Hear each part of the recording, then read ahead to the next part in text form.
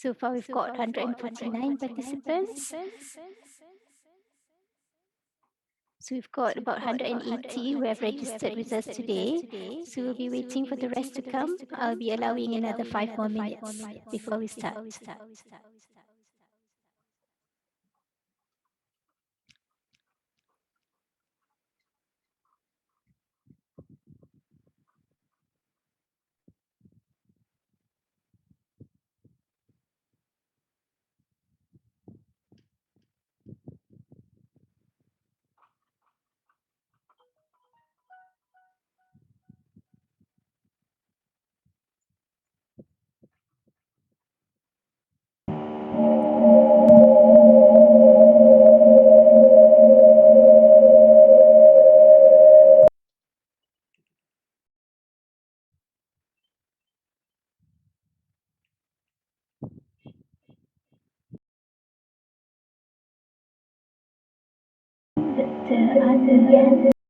He's today from Malaysia.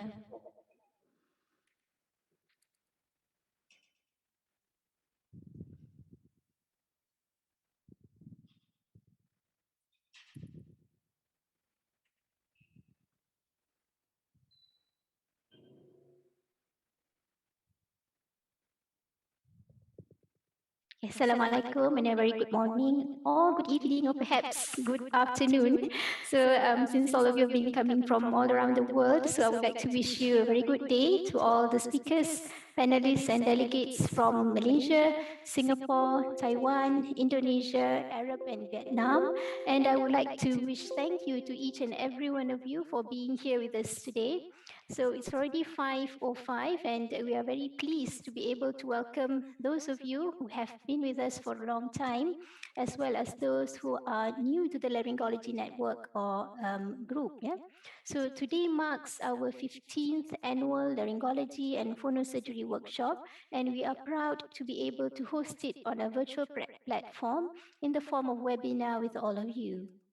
Before we get started, I would like to express my sincere appreciation to all of you who have generously helped to make this event come together, including our industrial partner. So in this webinar, Pentax Medical was a proud sponsor to this workshop today. So our workshop today is entitled Benign Causes of Dysphonia. Now I am ready to launch the poll for today's webinar. We've got a poll for all of you to answer. So I'm relaunching the poll now. So you can answer the poll and we will share the results of the poll at the end of the webinar today.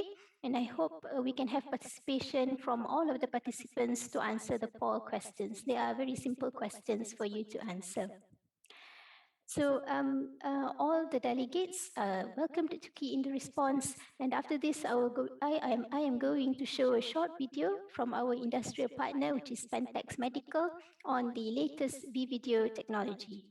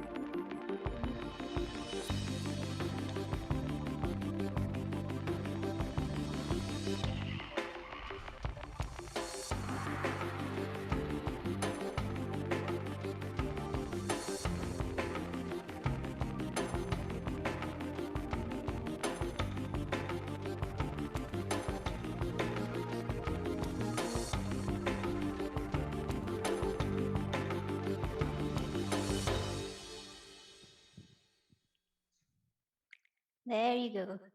Thank you very much for listening to the video, and let us welcome Professor Dr. Marina Matbaki, the course director of Laryngology Webinar Series 2021, to deliver her welcome address and opening speech for today's webinar.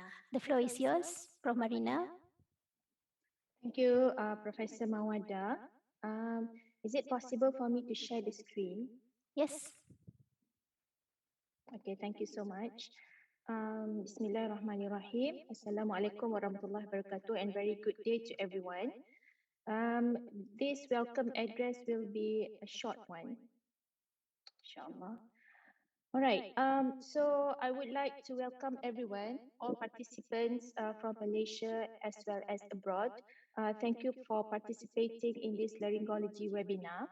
So as Prof. Mawada has mentioned, this is actually the 15th UKMMC, UKM Medical Center Phonosurgery Laryngeal Phonosurgery course.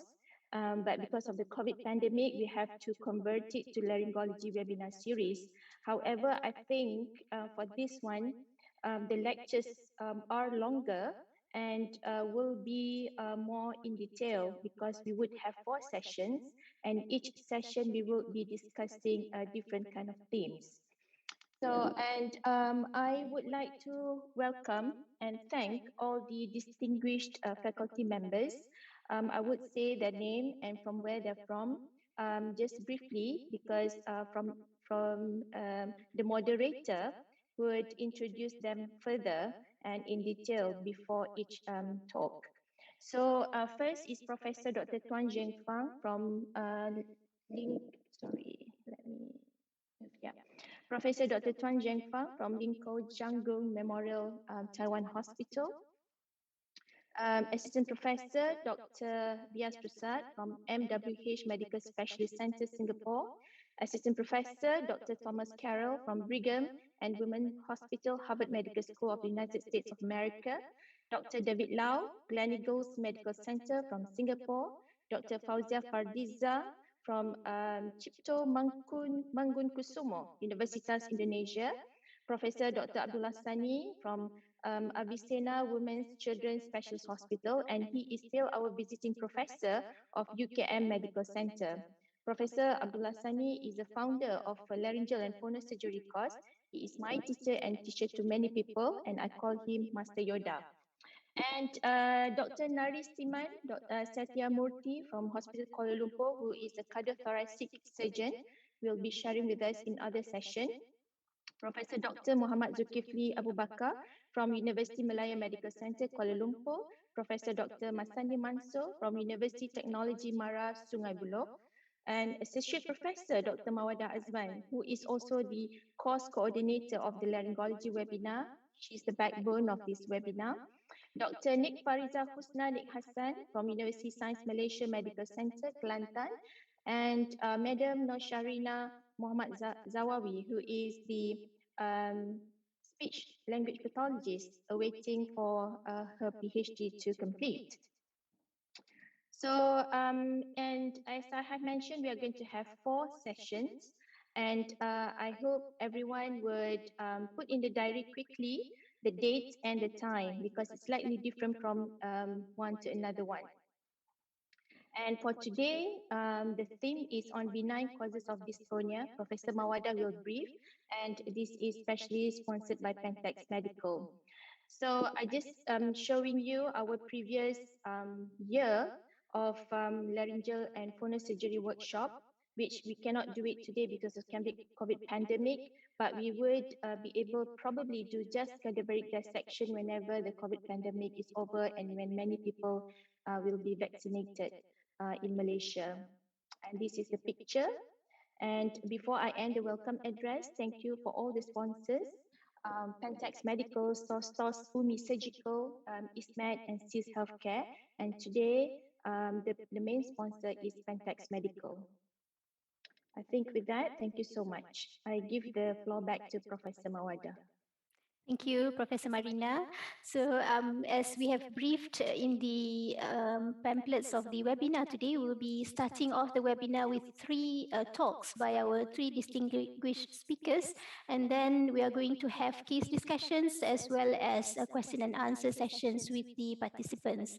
So, before we start our talks, I would like to make some housekeeping announcements. So, I would like to remind all the attendees to mute your microphones during the lectures to reduce disturbance. And we will be showing videos of patients in which some of the videos you'll be able to see the patient's face, and these may be identifiable. So we would like to make short notes for all the participants not to record any portion of this webinar.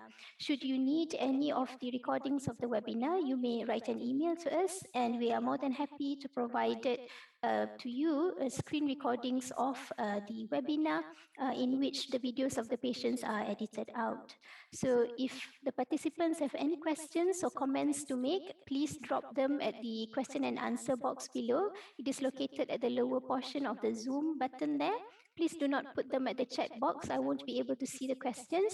Just put them out at the question and answer box. So the panelists will be able to answer all your questions either by typing them out in the chat box, or specific questions which require further elaboration will be answered live by all the by all the speakers. So we are more than happy to address all your questions. So don't be shy. Put on all of them and make full use of the webinar today. We have a good 3 hours to discuss on all the topics pertaining to the webinar theme for today, which is benign causes of dysphonia. Yeah. So do tune in until the end, as we will share the MMA CPD QR code at the very end of the webinar, which inshallah I think will be around 8 p.m. and we'll be able to Salat Maghrib at that point of time. So without further ado, I would like to start off the first topic for today. So I would like to introduce our first speaker, which is Dr. David Lau from Singapore. Dr. Lau is an ENT surgeon in private practice, and he has over 25 years experience in the specialty. He has a subspecialty interest in laryngeal, voice and swallowing disorders, and his research areas have included voice outcomes after vocal fold medialization, development of a novel single-step method for outpatient tracheoesophageal puncture, and Raman spectroscopy for optical diagnosis, and breathing techniques in the treatment of laryngeal muscle misuse disorders, including chronic cough. He has directed a number of courses on laryngeal laser surgery, dysphagia, and transnasal esophagoscopy, and he was the organizing president of the Asia Pacific Laryngology Association Conference in Singapore, which was held recently in 2019 before the pandemic outbreak. So despite a busy private practice, Dr. David Lau has continued to be active academically, teaching regularly both locally and regionally, and maintains visiting consultancy at the National University and Singapore General Hospital. So Dr. David Lau will be talking on characterizing benign vocal fold lesions, and the microphone is all yours, Dr. David. Thank you very much, Prof. Madia. I'm going to share my screen now.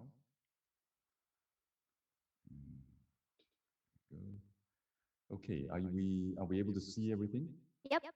Okay, so I will spend the next 20 minutes, I will try to finish on time, talking about characterizing benign laryngeal lesions. Okay, now. Okay, so I have a few, I'm posing a few questions and I will try to give answers to some of these questions. So the first thing is when we see a lesion on the larynx or the vocal folds is, do we actually need to operate on this lesion? And I think that is one of the questions that was posed in the poll. We determine if surgery is needed. And the first question is, do we actually need it for a diagnosis? Video stroboscopy plays an important role. And this allows us to have a magnified view of the larynx. It allows us also a slow motion assessment of the vocal fold movement. So there's a few examples here. This is one example, and you can see that this is a pair of vocal nodules. Here we have a very smooth looking polyp, and here we have what is an intracaudal cyst. And you can see in these 3 lesions that surgery may not be necessary for a diagnosis, and you may be able to make the diagnosis quite clearly with the laryngoscopy in the outpatients alone. What about this lesion here? So there's a leukoplakia of the vocal fold, and this lesion where there is also a polyp, but it looks a little bit more different from the one in the top middle. And in these situations, a biopsy may be helpful. What about this lesion here? So this is not a polyp. This is in fact a contact granuloma. And in this situation, these patients are typically treated with non-surgical means as a first line. However, not all posterior vocal fold lesions are contact granulomas. And this particular lesion here, sorry, this particular lesion here, we biopsied because it did not respond to proton pump inhibitors and conventional medical treatment, and it turned out to be a smooth muscle tumor. This particular lesion here also looks like a contact granuloma, and this one actually ended up being a carcinoma. So in other words, we shouldn't brush off a lesion necessarily simply because it looks benign. The second question when deciding about surgery is whether or not surgery will improve the patient. And there are a few other questions that we then have to ask. The first that I typically ask is the lesion actually affecting the voice? And we can ask the patient this. The stroboscopy can be useful. It may show that the lesion is either preventing vibration of the vocal folds or preventing proper closure of the vocal folds. The next question then is how disabling is the lesion to the patient? Is the patient simply slightly hoarse, or are they disabled and unable to function in the normal fashion? Have the underlying causes of the lesion been treated? And is there a likelihood of making things worse with surgery rather than better? And are there any alternatives to surgery? So these are all the questions that we need to ask. So let's have a look at an example of this. So this is an example of a patient who has what looks like either a polyp on the right vocal fold and a thickening on the left side, or possibly vocal nodules. And in these patients, typically we want to treat the underlying causes. And there are 4 key sets of underlying causes. These are the patient's lifestyle, the presence of reflux, their vocal technique, as well as some various emotional factors. So someone who uses their voice very forcefully, for example, may be more likely to run into problems such as this. So it is important to treat the underlying cause to improve the voice or prevent recurrence if surgery is considered necessary. And in this particular patient, the patient was treated with 3 months of proton pump inhibitors and strict voice rest, and you can see that the lesion actually resolved completely. An alternative to surgery, which ought to be considered, is steroid injections. And this is a report of a series of over 80 cases of small benign lesions, so such as nodules, polyps, and Reinke's edema, where steroid was injected through the cricothyroid space into the vocal fold, and they observed complete remission in just under half of the patients. There was, however, a proportion of patients in which there was no response or in which there was a recurrence.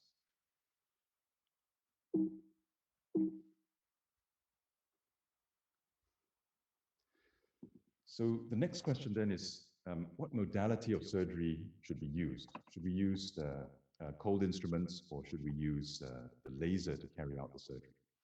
And the decision might be made by how bulky the lesion is and how likely it is to bleed.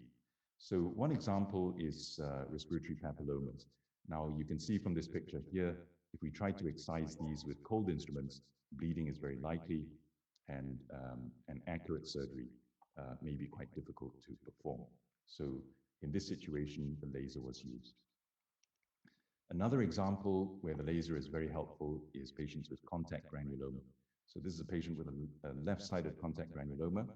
These can be very vascular, And if we try to remove them manually with cold instruments, it can be very difficult to get an accurate removal.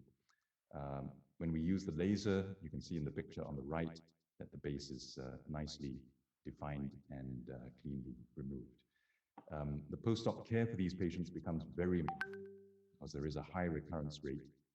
But if we are very careful with voice rest, managing reflux, and sometimes using Botox to temporarily paralyze the vocal fold, then these patients can heal up very nicely. Another question in dealing with benign lesions is, will there be challenges with exposure when we are performing the surgery?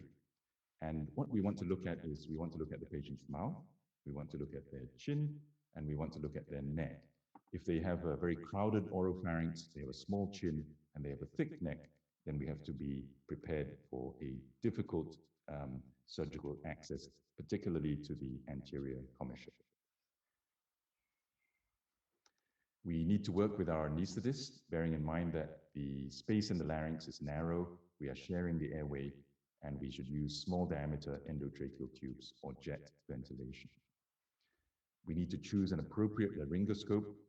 I tend to like using the Dido pilling laryngoscopes.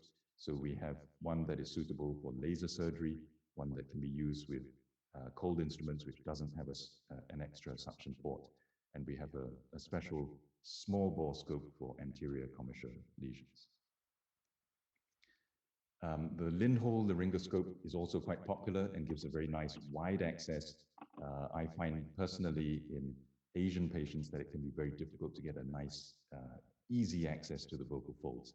The other problem with this is that the blade sits in the vallecula, and if you put too much tension on the laryngoscope, it can result in injury to the hypoglossal nerve as well as to the chorda tympani. We have to position the patient carefully, and we use the so-called sniffing the morning air position with the neck flexed and the atlanto-occipital joint extended, as you see in the picture here. And we may want to apply some external compression in order to view the anterior commissure more clearly. Care has to be taken to protect the tissues, both the teeth as well as the soft tissues of the lips and the tongue and the temporomandibular joint. We want to use high-powered magnification with a binocular microscope most of the time. We want to use a long focal length, so we use a 400 millimeter focal length, and this is in order that there is enough space between the laryngoscope and the microscope that we can place the long instruments through that space. And we want to use as high-powered magnification as we can in order to get a very clear view of the lesion and surrounding tissue. Next question is, are there any special anatomic considerations when we are performing surgery? And the first one of these is that we should always try to preserve normal mucosa and avoid injury to the vocal ligament. It is very important to have a good understanding of the layered structure of the vocal fold, which consists of the epithelium, the underlying superficial lamina propria, underlying which is the vocal ligament, and then the muscle tissues. If we damage the deep layers, then we are likely to create more scarring, and that's going to disrupt vibration and could make the voice worse rather than better. We want to maintain the integrity of the anterior commissure. Now, if you look at this lesion on the left side here, this is a patient with respiratory papillomatosis on both sides and extending across the anterior commissure. Now, if we were to try and remove all of this in one go, we may end up with bilateral raw surfaces and scarring and web formation. So in this particular patient, I performed the surgery in stages.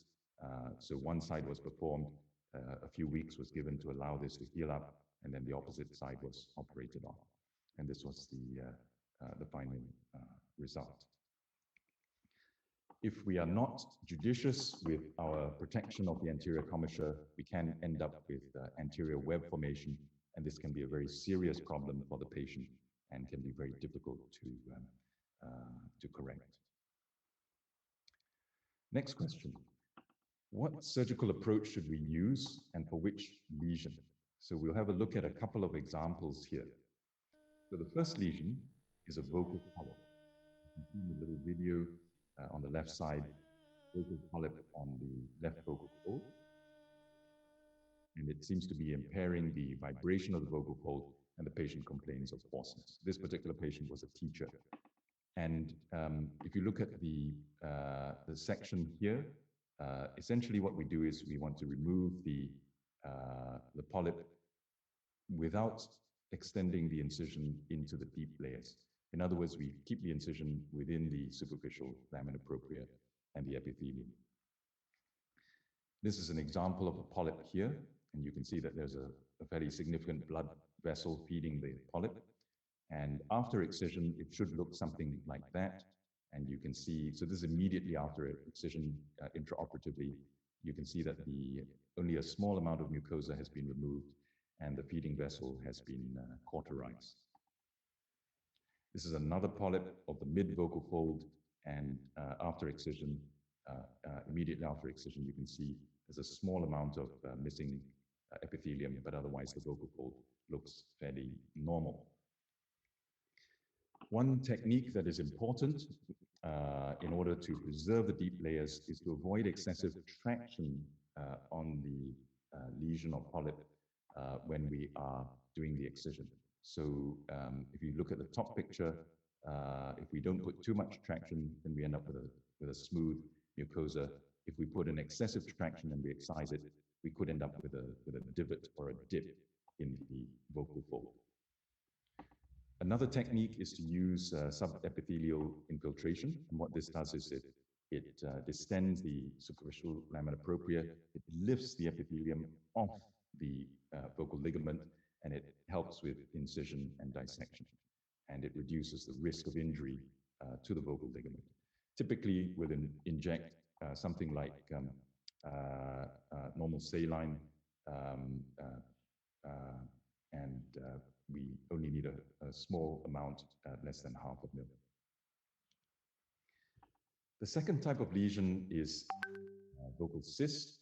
And if you look at the left-hand picture here, you can see that there's a vocal cyst, and it is inside the vocal fold. So unlike a polyp, this is actually intracaudal, and the approach therefore is different. And the approach requires a flap elevation. So we make an incision over the polyp, away from the free edge of the vocal fold, and we dissect out the cyst. And I believe Professor Marina will be talking more about this later. And once that has been done, we then lay the flap back and allow it to heal. This is just a short video clip of microsurgery for a laryngeal cyst. And what we're doing here is we're just examining the opposite chord. We then look at the side with the cyst using high-powered magnification, so as high as we can manage. You see there's a little bit of thickening over the vocal fold, and we're making incision slightly away from the lateral, from the free edge of the vocal fold.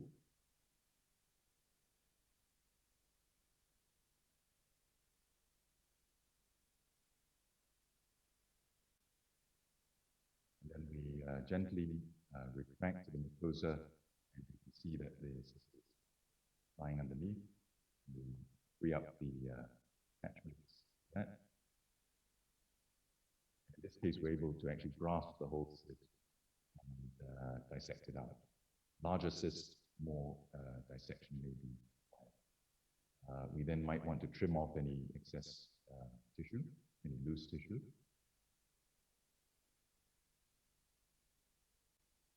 And we then decongest the tissue with adrenaline-soaked patties. You can see that the mucosa is now nicely intact and the incision will close very nicely. Now, we have explored the possibility or the options of different ways of closing incisions. So sometimes we make a very long incision along the whole length of the vocal fold, and we may need to either put a stitch in this. We have explored the possibility of using micro clips, but this is experimental. I'll just show you the video.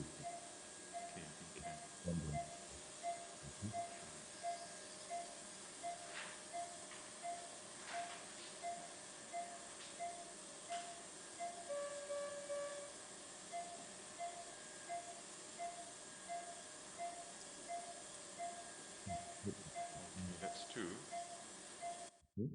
And we use the cup forceps to make a sort of C shape, make the clip into a C shape, a little bit like a stapler. And this was published in the Laryngoscope some years back. Okay, the next question then is, what do we do post-operatively in order for that our surgery to the benign lesion heals well? Good post-operative care begins pre-operatively. And we need to discuss the procedure, we need to discuss the risks, the post-op care, alternatives, as well as the expectations for the patient. We need to make sure that the patient actually understands all of these aspects in order to get the best possible results. I typically ask my patients to undergo complete voice rest for up to 2 weeks after performing surgery for a vocal lesion. And this includes no whispering, no talking, no throat clearing, and no coughing. After that, they can gradually increase their voice use over the next 4 weeks, usually with the help of a speech and language pathologist. I will sometimes prescribe cough suppressants, mucolytics, and reflux treatment. And obviously, the patient should be advised not to smoke if they are smoking. And I will typically get them to discontinue this before we carry out the surgery. We have to remember that persistent hoarseness can occur even after surgery to the vocal fold. And this can occur for several reasons.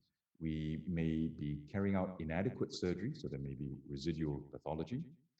We may not have treated the underlying causes. Remember, that's lifestyle, emotion, reflux, as well as technique.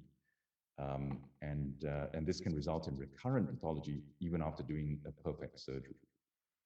We may be over-aggressive, which in our surgery, which can cause damage and scarring, or there may simply be poor post-op care, which also results in damage and scarring. So each of these has to be taken into account. And just some final words now, just on vocal polyps, and this might give you some clues as to the some of the answers to the, or the answer to the poll. The first one is that not all polyps are suspicious. The second is that not all polyps cause voice problems. The third is that polyps can improve even without surgery. The fourth, which is a continuation of the third, is that polyps do deserve consideration of conservative treatment. And the final thing is that removing polyps can actually increase your voice problems if the surgery is not carried out carefully. And with that, I would like to thank you very much. Thank you, Dr. David. It was a wonderful talk. You had very succinct points and it was very easy to follow with very practical highlights on the clinical findings as well as how to manage the patient. Thank you, Dr. Lau.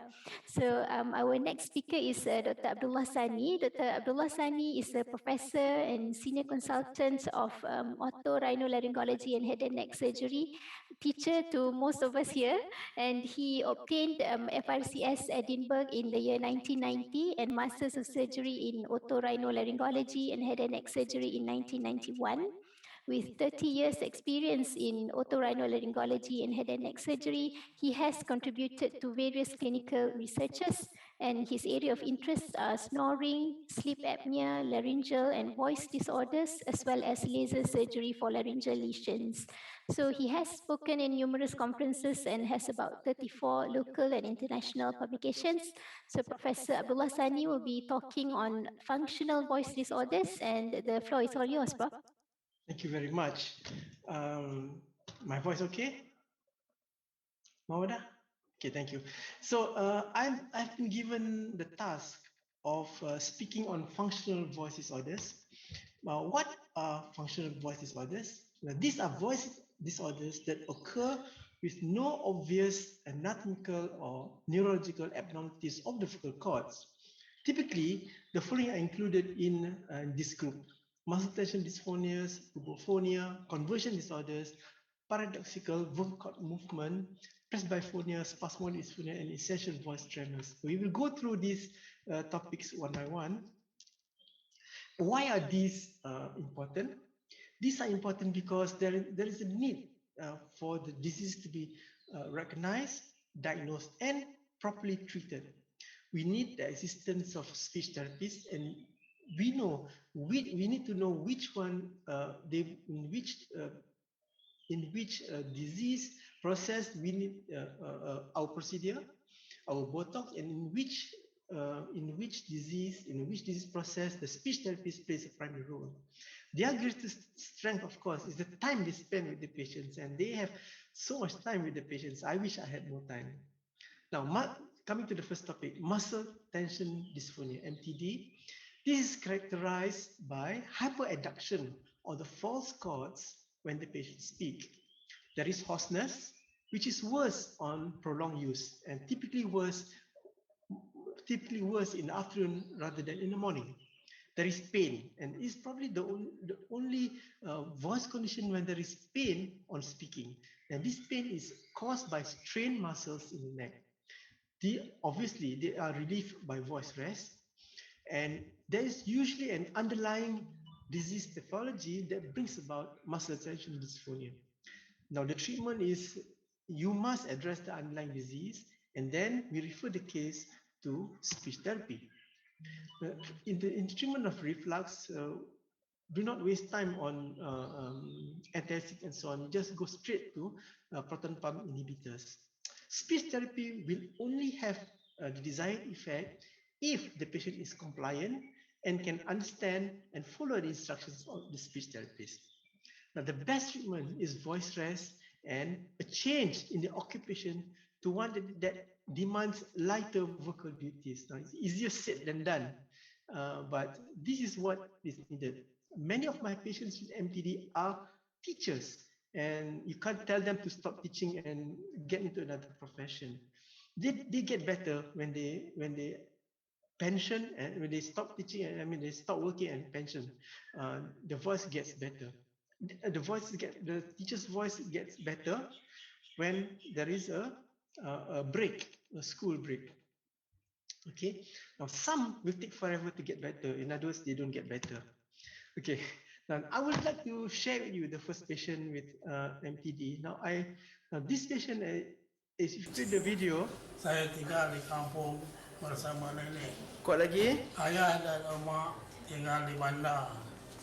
Now, as the interview, as he speaks more and more, you will find that he loses his voice. 2, 3, 4, 5, 6, 7, 8, 9, 10. Okay, he loses his voice at the end of the examination. Now, if you look into the larynx, you'll find that the muscles of the false chords are contracting so much so that you can see the true chords.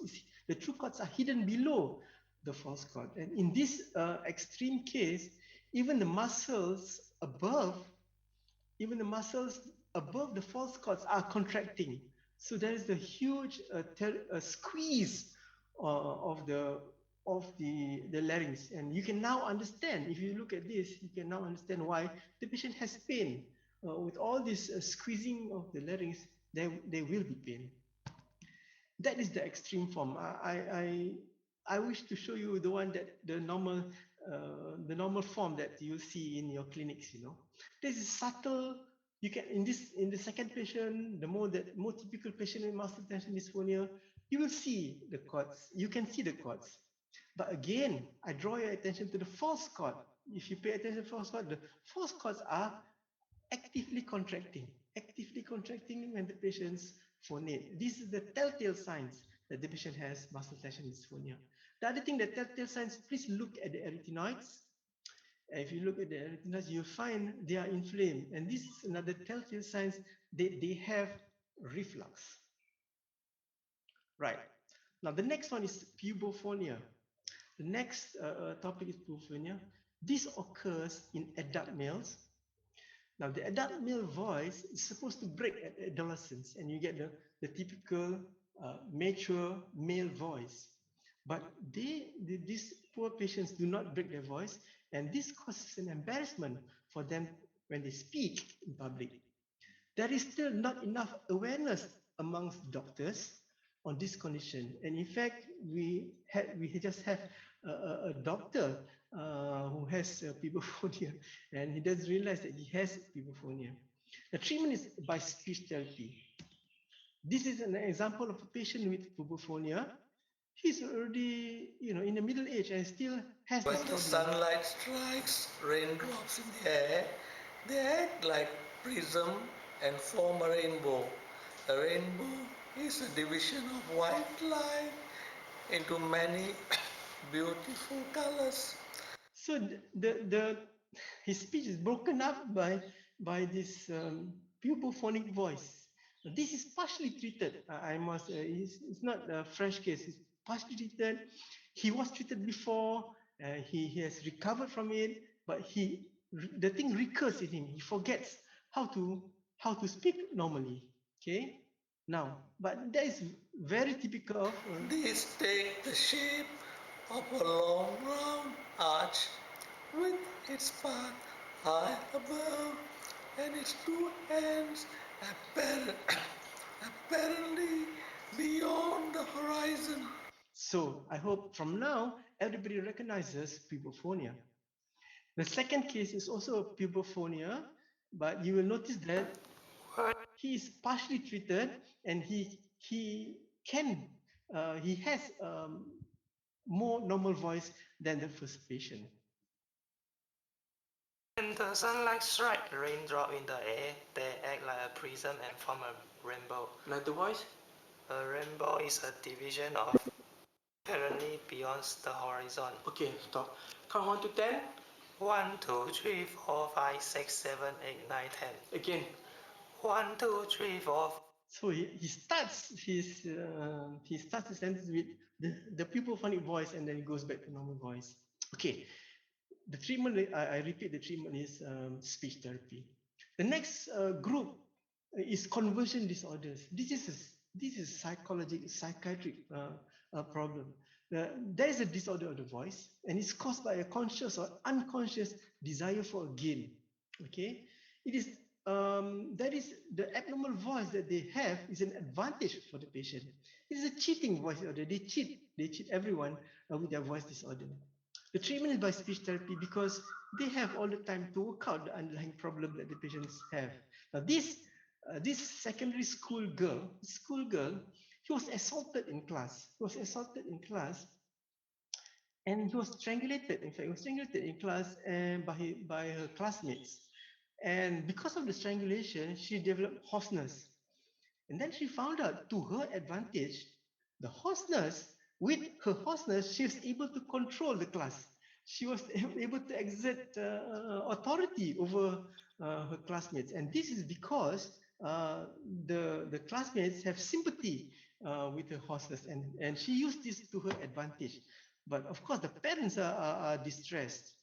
1, 2, 3, 4, 5, 6, 7, 8, 9, 10. Lagi sekali, suara halus. Suara halus. 1, 2, 3, 4, 5, 6, 7, 8, 9, 10. Kuat lagi. 1, 2, 3, 4, 5, 6, 7, 8, 9, 10. Suara kasar. 1, 2, 3, 4, 5, 6, 7, 8, 9. So she can freely change from hoarse to normal. And this, we told her, please, you can do whatever you want at school, but at home, please use your normal voice. You give a break to your parents. You don't let your parents will have enough stress. Now, the second case is another case. What's kid?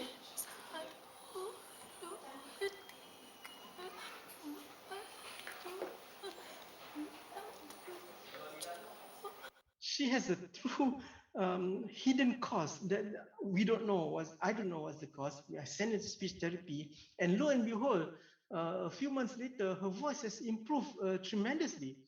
Maybe she has able to. I think she was able to overcome whatever that was that's giving her this voice, and we know that this is purely psychological, and therefore there's nothing for us to do. We send to the speech therapist and they will figure it out. Thank you very much. Now, the next one is paradoxical Woolcott movement. This is a very peculiar abnormality. The chords, normally when we inspire, when we breathe in, the chords abduct. But in paradoxical Woolcott movement, there is adduction of the vocal cords, and therefore they will have a musical note or a stridor on inspiration. it sometimes occurs induced by exercise, and therefore it's called exercise-induced asthma. Mainly occurs in females, and I will show this case. When the sunlight strikes raindrops in the air, they act like a prism and form a rainbow. A rainbow is a division of white light into many beautiful colors. So you will notice that there is a musical note on inspiration, okay? And when the diagnosis is made, obviously. Okay. Pen that side. What is a black dot? Never mind, don't worry about the black dot. Okay, breathe in. Can you see the no? Can you scope? The chest rise. No. Can. Can you see the scope, please? Yes, Prof. So you can easily make the diagnosis, because as she breathes in, there is adduction of the vocal cords. Okay, some of these patients are easy to treat. We always start with a referral to the speech therapist, and some need Botox injection just to break the cycle. In Japan, type 2 thyroplasty is popular to treat this patient. In fact, we had one patient who went to Japan and underwent this operation.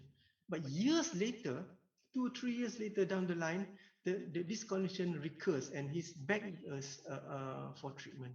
In the very severe cases, I've even considered doing a tracheostomy for these patients, although I've not done any case, but I'm very tempted to offer tracheostomy for these patients.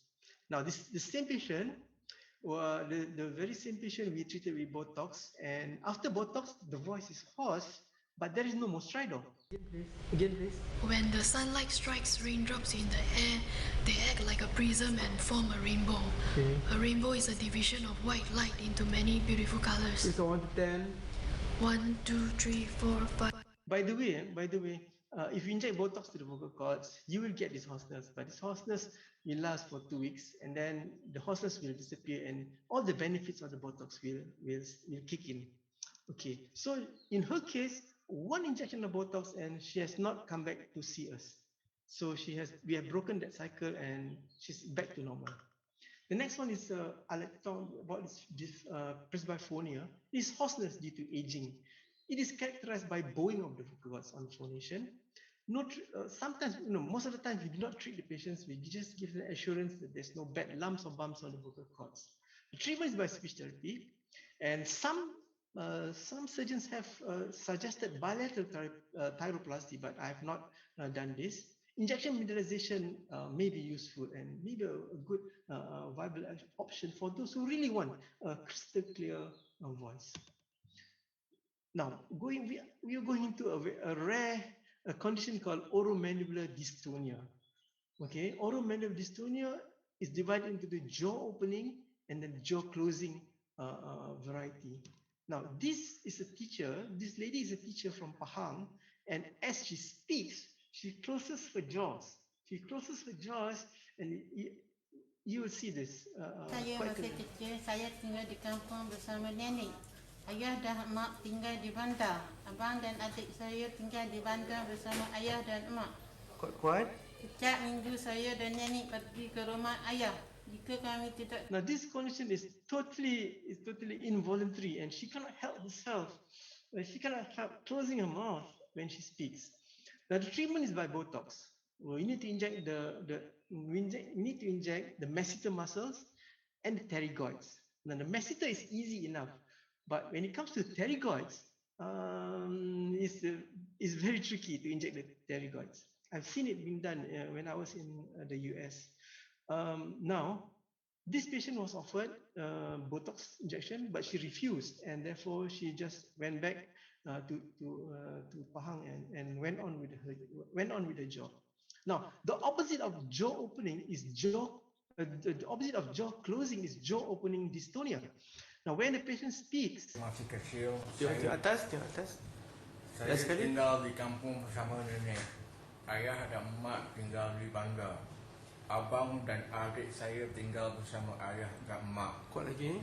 Setiap minggu saya dan nenek pergi ke rumah ayah. Jika kami tidak ke sana, so there is an involuntary inability to close your jaws to pronounce the words properly. Now, this gentleman has found a way to overcome this, okay? And what he does is he bites on a toothpick. Ayah dan mak tinggal di bandar. Abang dan adik saya tinggal bersama ayah. If you notice, there is a toothpick here, and according to him, his voice is better by biting. Ayah dan mak. Setiap minggu saya dan nenek pergi ke rumah ayah. Jika kami tidak ke sana, ayah, mak datang menziarahi kami di kampung. Saya gembira apabila mereka datang kerana saya boleh bermain. Okey, buka tu. Sabar kan? Lagi sekali. Okay, right. I do not recommend this to other patients because you might accidentally aspirate the toothpick and you end up with a foreign body in the lungs. Okay, I do not. But you know. But anyway, there's nothing to Botox. Okay, there's nothing to Botox. Right. This is another one. Another patient with a jaw opening. Cuba kira 1 sampai 10. 1, 2, 3, 4, 5, 6, 7, 8, 9, 10. Right, there's obviously a failure of the patient to control the mouth, and this jaw opening dystonia. Next, now this big group, more important group, is the spasmodic dysphonias. Now this is very important because these are commoner than the previous oromandibular dystonias. Now 90% of them are adductors, so much so that you think that adductors are the only patients, the only patient with spasmodic have adductor spasmodic dysphonia. But there is a small group, 10% abductor spasmodic dysphonia. There is choking, informal speech, and it is due to excessive and abnormal adduction of the vocal cords. But singing and laughing is normal. This is very peculiar to this spasmodic dysphonia. We really ought to investigate these patients, especially we need to do an MRI of the brain, make sure and the thyroid function test, just to make sure that there is no organic lesion. The abnormality lies in the neurotransmitters in the basal ganglia. The treatment is primarily by injection of Botox to the adductor muscles, and in particular, the LCA, the lateral cricoarytenoid, with or without EMG control. Presently, we do injections by direct visualization without EMG, and in some places, of course, they do type 2 thyroplasty for this. Thyroid arytenoid myoneurectomy is a surgical option, but we have tried it on one patient, and unfortunately, we did not get good results. And it's much easier to inject Botox than to do this operation. This patient, you listen to the voice. And the sunlight strikes raindrops in the air, act like a prism and form a rainbow. So there's difficulty in speech. Now the next one also has the same. They act like a prism and form a rainbow. A rainbow is a division of white light into many baby. Betul ya. Kalau ketawa je ketawa. Ha ha ha. Ha? Macam mana? Ketawa is okay. So this is him after injection. When the sunlight strikes raindrop in the air, they act like a prism and form a rainbow. Again, you notice the characteristic hoarseness, but the smoothness of the smoothness in flow of the speech is much improved. Now, this is the way we used to do this with EMG control. We use the EMG. Say E. And when you hit the muscle, you hit the muscles, you know this is the place we inject. But now we have abandoned that, and we have gone injecting the Botox by direct visualization of the needle. And as you can see, the needle is coming out anteriorly, and where the needle is, we find our way just lateral to the vocal cords. And when we reach this place, when the needle is in, we inject the Botox. And then when we remove the needle, there'll be some blood coming out. We know that we hit the right place. There we go. and out comes the needle. And this technique has saved us from going to the EMG room, or we are at the mercy of the people running the EMG. With this, we can do it in our clinic easily, and the results are pretty good.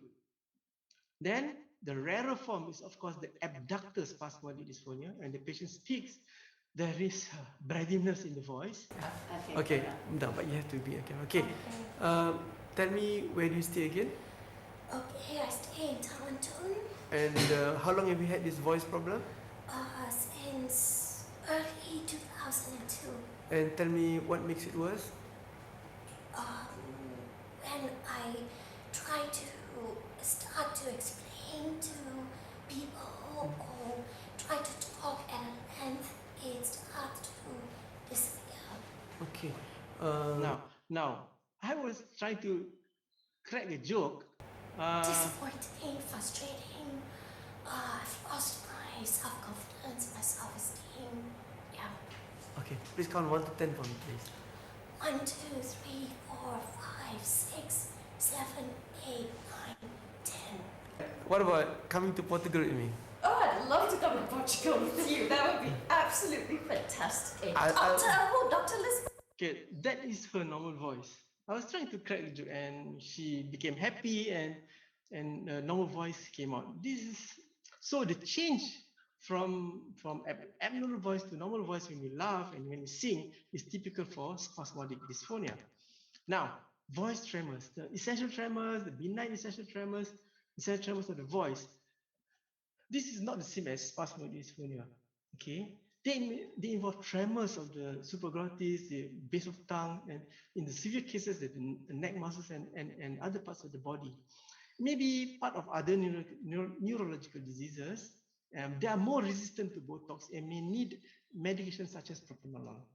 Now, this patient's voice is not too bad. Rainbow passage, when the sunlight strikes raindrops. Not too bad, but when she starts to say E, you can hear the tremors. 7, 8, 9, 10. Okay, say E for me. E. Longer, please. E. Longer, please. E.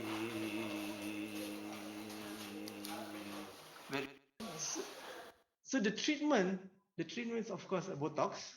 The Botox, we can get rid of the tremors. In this patient, he refused all treatment. Now, there are other causes of abnormal voice, and in this patient, she had a stroke, a cerebellar stroke, and breathe for me. When the sunlight strikes raindrops in the air. There is nothing that you can do for her except to send her for speech therapy, and even with speech therapy, it's very hard to rehabilitate the voice. You can't help everyone. So in conclusion, care of the patients with voice needs a dedicated team. Some disorders fall into the gray areas, and some of these disorders can overlap. Some are not clear at the first visit, and you need multiple visits before a firm diagnosis is made. And sometimes you need a trial of treatment before a marked improvement is made. With that, I thank you very much for your kind attention. And I want to refer to a question that was posed to the team yesterday by one of the participants who wanted to know the difference between muscle tension dysphonia and spasmodic dysphonia. Now, muscle tension dysphonia, if you can remember, is characterized by hyperadduction of the supraglottic muscles of the false cord, and it is characterized by hoarseness and pain. Whereas spasmodic dysphonia, the phonics, if you look into the endoscopic examination would be normal. You will not get the hyperadduction of the false cord. There'll be no pain, but there's a break in the flow of the speech. Okay, so they are quite distinct entities.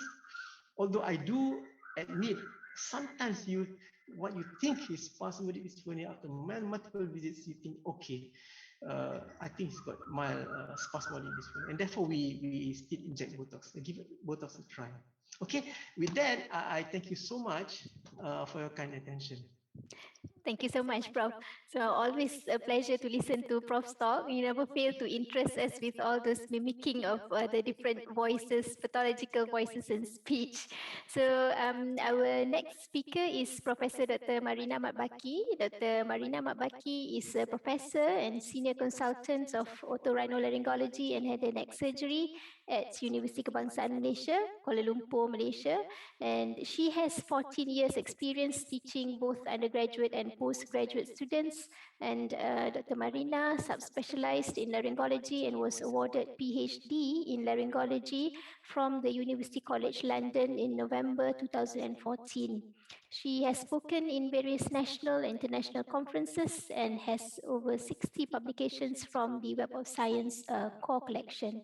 Professor Marina will be speaking on stroboscopy and enhanced imaging. So please welcome Professor Marina. Thank you, Professor Mawada. Is my voice okay, loud and clear? Yep. Okay, I will share my screen now. Thank you for a very kind introduction, Professor Mawada. So the topic that I'm going to talk about is on stroboscopy and enhanced laryngeal imaging in diagnosing vocal pollutions.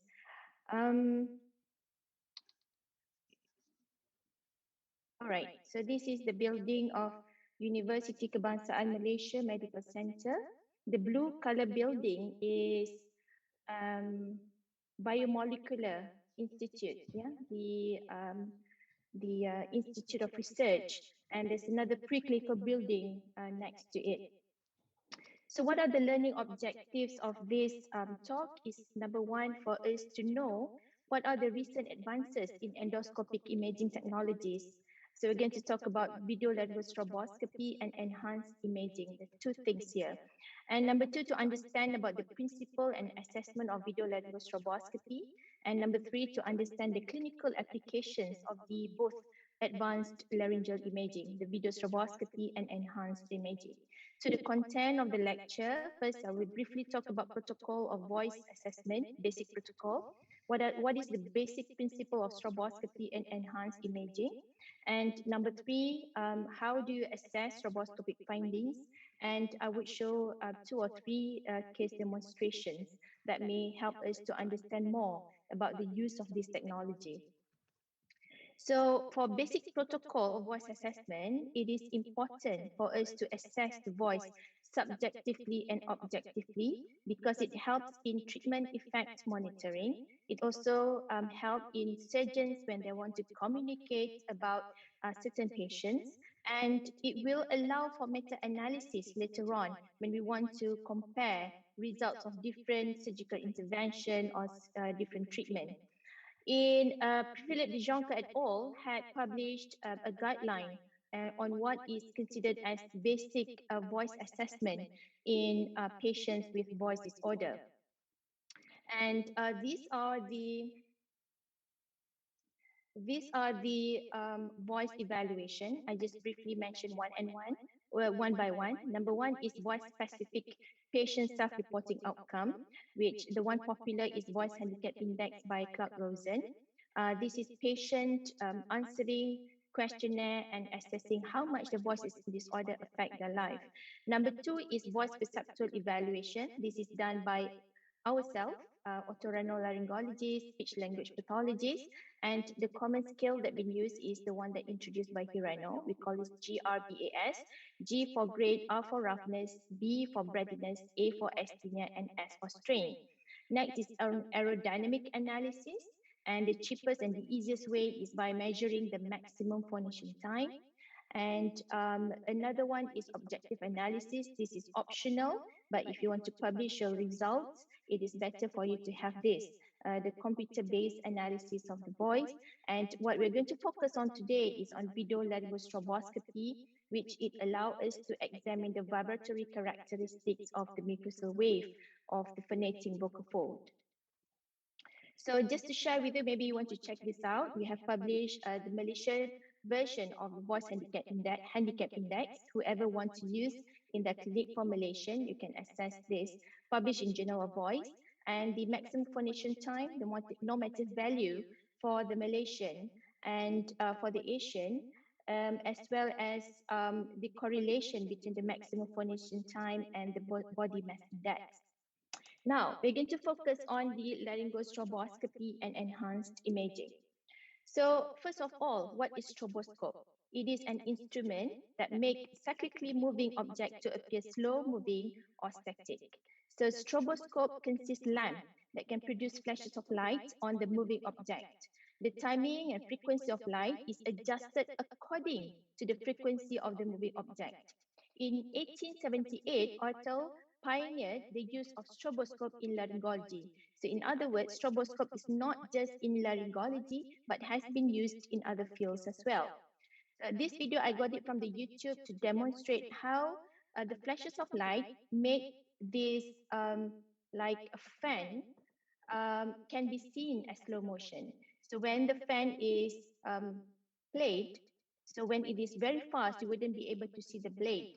But whenever flashes of light is emitted on the moving blades, and the frequency delayed by a few seconds, you can see the blade moving slowly. So the same principle is applied on the vocal cords. So for normal vocal folds, it vibrates during phonation. It can range 70 to 500 hertz in males and 130 to 1000 hertz in female. So it means that, for example, if it is 250 hertz fundamental frequency, there would be 50 glottis cycle within 1 second. So therefore, to visualize the vibration is impossible using naked eye. So we need the stroboscopy to examine the mucosal wave. Why is it important for us to examine the mucosal wave or the vibratory characteristics of the vocal folds? It is because by examining this, we can examine the health between the superficial mucosa, which is the cover, and also the body, which is the vocal fold muscle. And also the in-between of those structure is the intermediate layer that consists of the intermediate and deep lamina propria. So this is the system that we use. It is by Pentex Medical, who sponsor this webinar today. So you look here in the spec, there is a strobe processor. This is the processor that can produce flashes of light. So how the strobe processor decide what is the frequency of light that should be emitted on the phonetic vocal fold?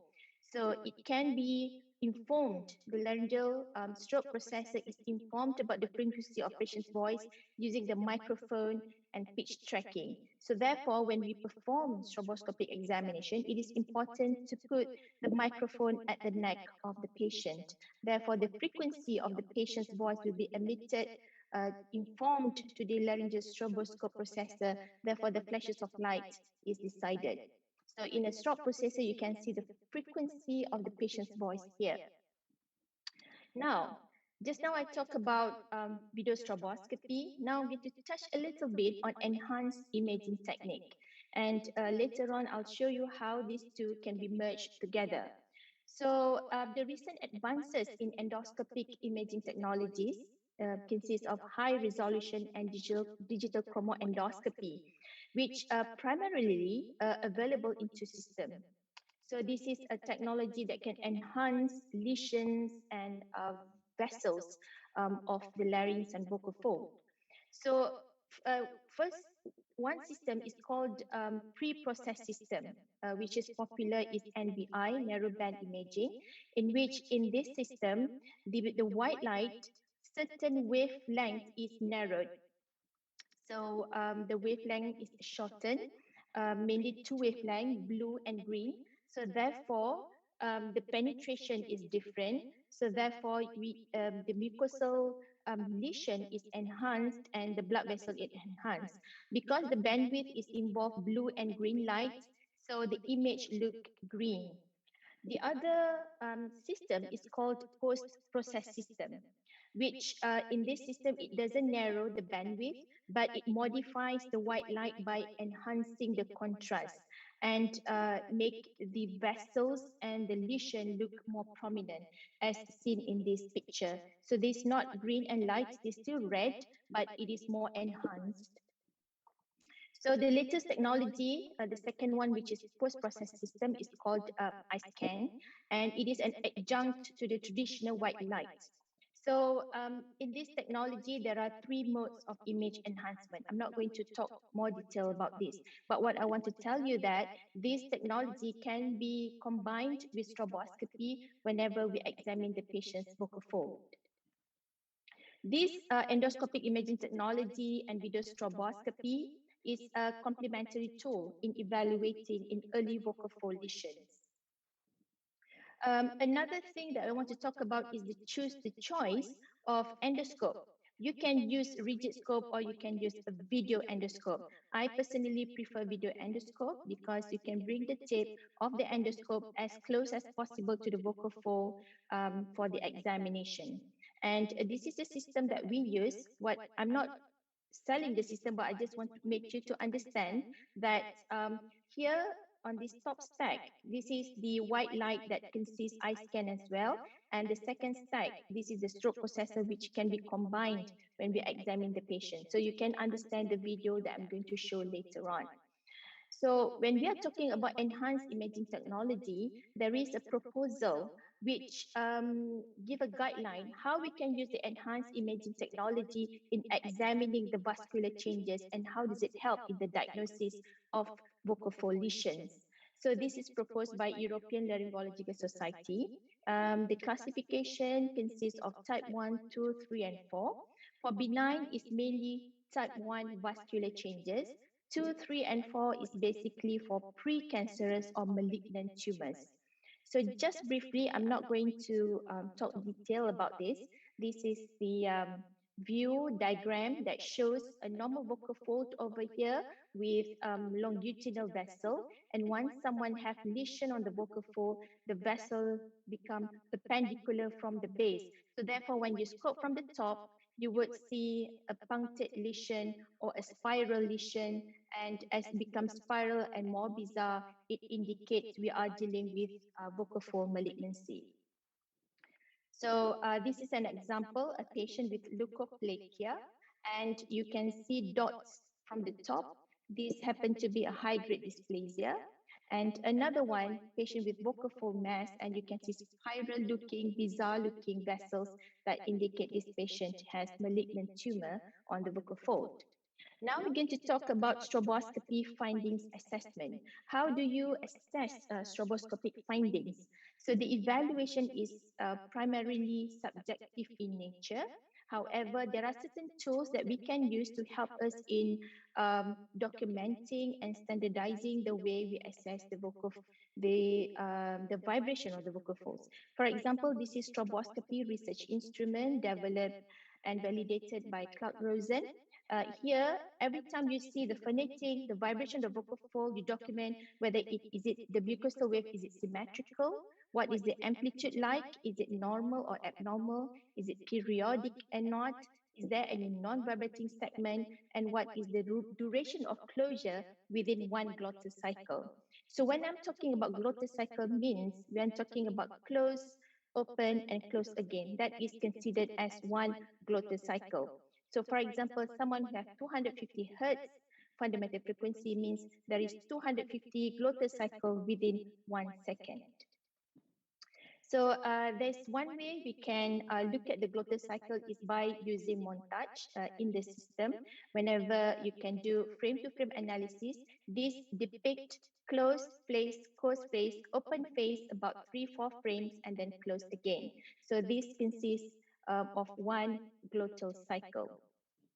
Now, just briefly, what does it mean by symmetry? The mucosal wave is considered symmetrical whenever it open at the same time, mirror image. The amplitude is the same and it closes at the same time. So we call that as symmetrical mucosal wave. And if the wave is periodic with certain tempo, it is not jittery, we call it periodic symmetrical mucosal wave.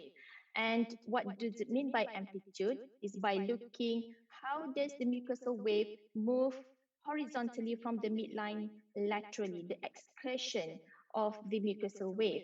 So the amplitude would be reduced in someone who have vocal fold stiffness or someone who have glottic tight glottic closure, for example, in hyperfunctional dystonia. And here in one glottal cycle, if someone have like 3 or 4 open face and the rest is closed face, this is considered predominantly closed duration of closure. Just briefly, you have to read up about it if you want to understand more. So now we come to the more interesting part, which is the case demonstration. For the case demonstration, a first case is a 23-year-old female college student who complained of hoarseness for 1 year. The first time when I saw her, I used a fibroscope to examine her. And then we can see this lesion on the vocal fold.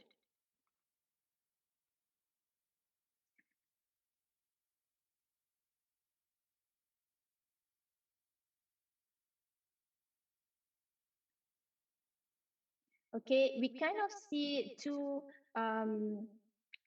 lesions on both sides of vocal fold. Therefore, at that time, the diagnosis was vocal fold nodules and she was sent for speech therapy. 2 months later, there's not much improvement of the voice, and now we use video stroboscopy. Say E for me, long E.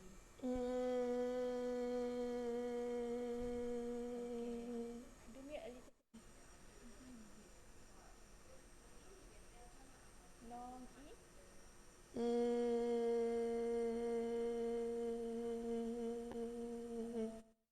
So I hope you agree with me. Now the diagnosis change. It's not actually vocal fold nodules. It is left vocal fold polyp with reactive lesion on the opposite side.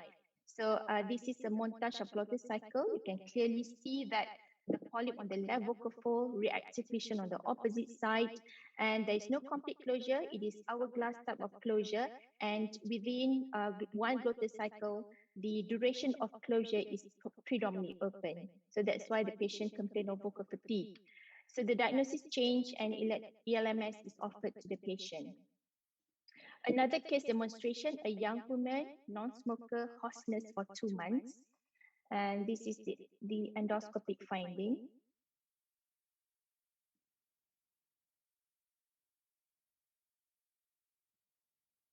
So just now on white light, now on eye scan 1, you can see that the abnormal irregular mucosa is more enhanced on the enhanced imaging, eye scan 1, eye scan 2, and then eye scan 3.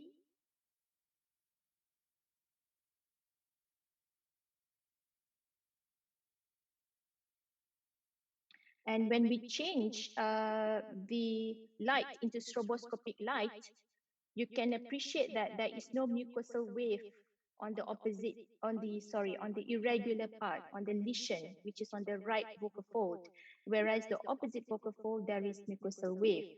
So considering this is a young woman, no history of smoking, and 2 months history of hoarseness, we took a biopsy with precision technique, and it turns out to be tuberculous laryngitis.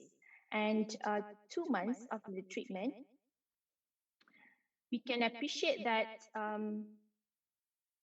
there is the irregular lesion of the vocal fold has reduced. And when we change to eye scan, you can see that the irregular mucosa has reduced. And when we change to stroboscopy, I hope you can appreciate that the side that has no vibration now has some vibration, and the vibration is returning. So hope this is clear to you. So that's how we can, the stroboscopy help with the diagnosis. I think this is the last case demonstration, a 40-year-old chronic smoker who abused his voice a lot. He's a chronic smoker, 40-year-old. One look at it, maybe we think of malignant tumor considering that the patient is a chronic smoker. However, when we use the enhanced imaging technology, we notice that the vessel is type 1. This is what depicted in the paper is type 1. So if I show again the same patient, this is the lesion, and you can see the vascular is horizontal, longitudinal, rather than perpendicular. So the diagnosis of this patient is hemorrhagic vocal fold polyp, confirmed with the histopathological examination. So in conclusion, video laryngostroboscope is important tool in assessing vocal fold of patients with voice disorder. When we combine laryngoscope and stroboscope light, you would be able to examine the mucosal wave of the vocal fold. And patient cooperation will be improved if we use the video endoscope rather than rigid scope. And combining stroboscope with enhanced imaging technology will make your diagnosis more accurate. With that, thank you so much. Sorry if I take time longer than supposed to. Not to worry, Professor Marina. We enjoyed your talk, and we are on time. So after the three amazing lectures by the speakers today, it's time to have some reflections or comments by other panelists that's available today. So the first panelist for today is Professor Dr. Muhammad Zulkifli Abu Bakar. Professor Dr. Muhammad Zulkifli is a senior consultant and professor in otorhinolaryngology and head and neck surgery, University of Malaya, Kuala Lumpur. So he pursued further studies in London and Memorial Sloan Kettering Cancer Center in New York, and he is currently the Deputy Director of University Malaya Medical Center. Despite being busy with his clinical work, he is still actively teaching both undergraduate and postgraduate students and mentoring head and neck oncology, laryngology, and AV surgeries. So Professor Dr. Zulkifli will give his comments on the three lectures that we have listened to today. And I invite Professor Dr. Zul to talk for about 5 minutes.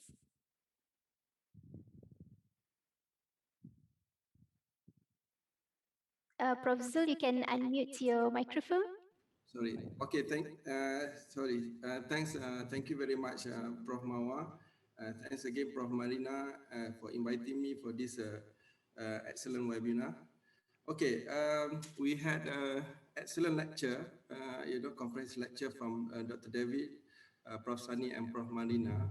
What I can conclude that from three lectures, we need to achieve precision diagnosis as well as treatment in those having voice problems. So in order to have an excellent voice center, so one need to have a stroboscope plus eye scan, of course a laser machine and a speech pathologist, and with the great training laryngologist also, we need to be available at any time. And most importantly, we also need a good NS backup. For those cases need to have a jet ventilation or proper anesthetic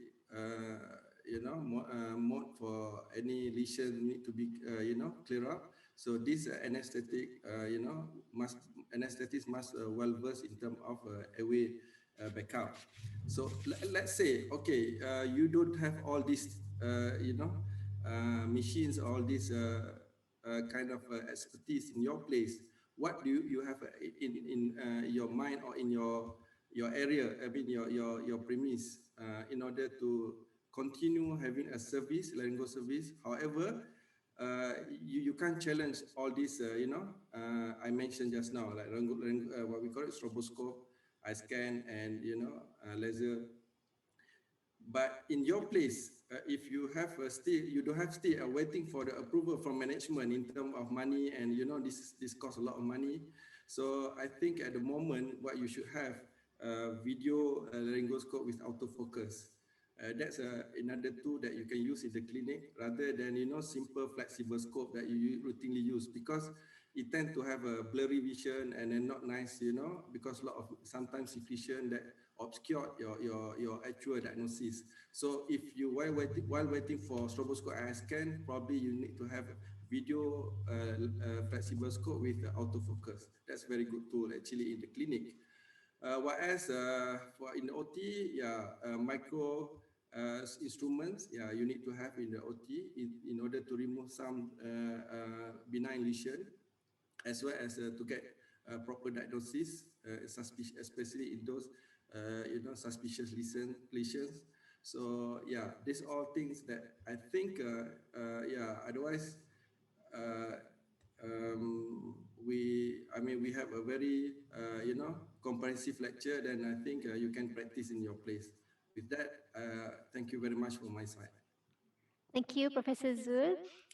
So I would like to invite our next panelist, which is Professor Dr. Masani Manso. Professor Dr. Masani Manso, if you can give some comments regarding the lectures or perhaps anything that differs in your practice, that would be great. So I'd like to introduce Professor Dr. Masani. Professor Dr. Masani is a consultant in laryngology and head and neck surgery in Faculty of Medicine, UiTM Sungai Buloh. And Dr. Masani has completed her postgraduate studies in University Kebangsaan Malaysia itself, and she has completed the subspecialty training in Ministry of Health on head and neck and laryngology, and she's also a research fellow of Harvard University in 2012. So, Prof. Masani, if you could share with us any of your thoughts on the three previous topics that was delivered by our speakers just now. Hi, Assalamualaikum and good evening to everyone. Wonderful talks, very comprehensive. Now, when it comes to laryngology, I suppose it's a very specialized area, and based on all the talks, I think the most important thing is getting the correct diagnosis.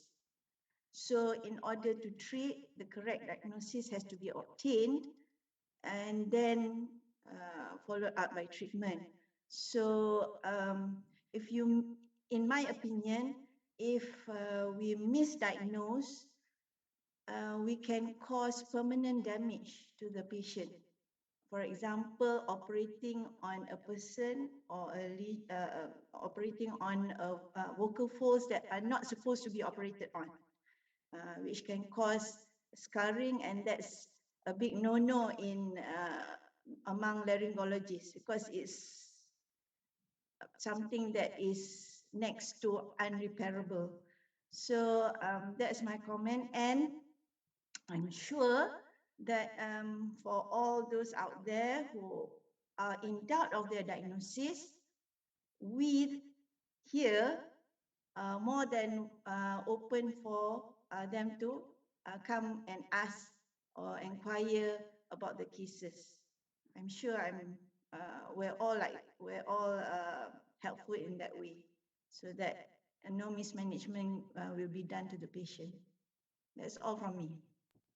Thank you, Professor Masani. So we've got some open questions for Dr. David. So the first question was emailed to us, Dr. David, asking regarding your thoughts on recurrent or recalcitrant vocal nodules. How do you manage these if, let's say, the patient has gone for speech therapy? And can you please enlighten us with some tips, perhaps, if, let's say, you may want to consider surgery in these patients? So we're talking about vocal nodules that don't seem to be responding to speech therapy. Yeah. First step is to find out whether the therapy is being done correctly and whether the patient is misusing their voice in any other ways. We need to kind of go through the whole conservative approach in detail one more time, or even two more times, or even three more times. And we need to try to really avoid doing surgery for nodules. I do have a short video which I can show you where I did operate on what appeared to be a nodule, and if you like, I can show you that. Would that be appropriate? Yeah, that's appropriate. We still have time for that. Thank you. Just allow me to try and share my screen again. Yeah. Okay, here we are.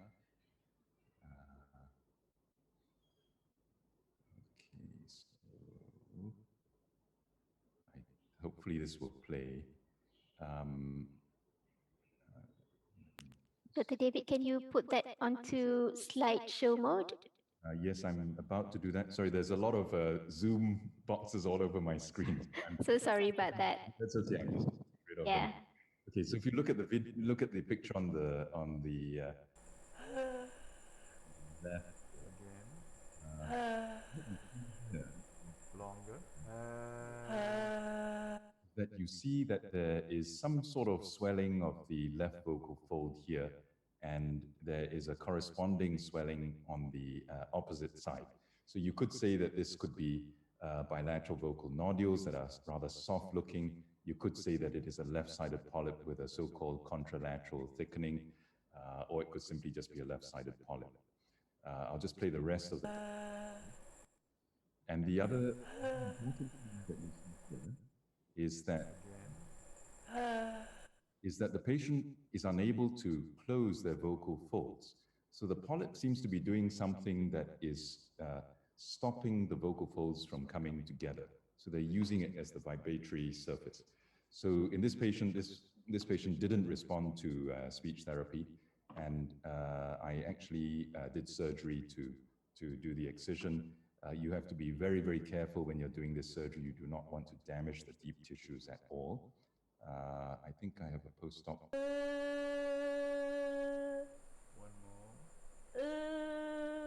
Okay. So you can see that the vocal folds now touch, they vibrate very smoothly.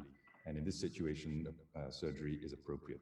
But the rule of thumb is that for vocal nodules, we cannot just give one round of speech therapy and say that's not working, let's do surgery. That is not the correct approach. We have to revisit the whole conservative. Brilliant, brilliant. So, Dr. David, when doing surgeries in vocal fold nodule, there was another follow-up question here from the question and answer box. Do these vocal nodules tend to extend to the deep lamina propria? The answer is typically no. So a vocal nodule is typically an epithelial lesion, and the excision should be limited to the epithelium. Okay, thank you. There was another question. I know Dr. David has answered a lot of questions on the Q&A box, but it keeps on coming. Can I respond, please? Prof. Mawada, can I respond? Thank you very much. Okay, Dr. David, a long time ago in a galaxy far, far away, we were always taught that nodules should be treated conservatively by speech therapy and so on. But over the years, I've changed my mind about this. I would give the speech therapists about 4 months, 5 months, and after 6 months, if there's still no improvement, I would gladly do surgery for the nodules. For some reasons, for two reasons. Number one, if it doesn't work with 6 months of speech therapy, it won't work. The patient just cannot understand the instructions, or I have children.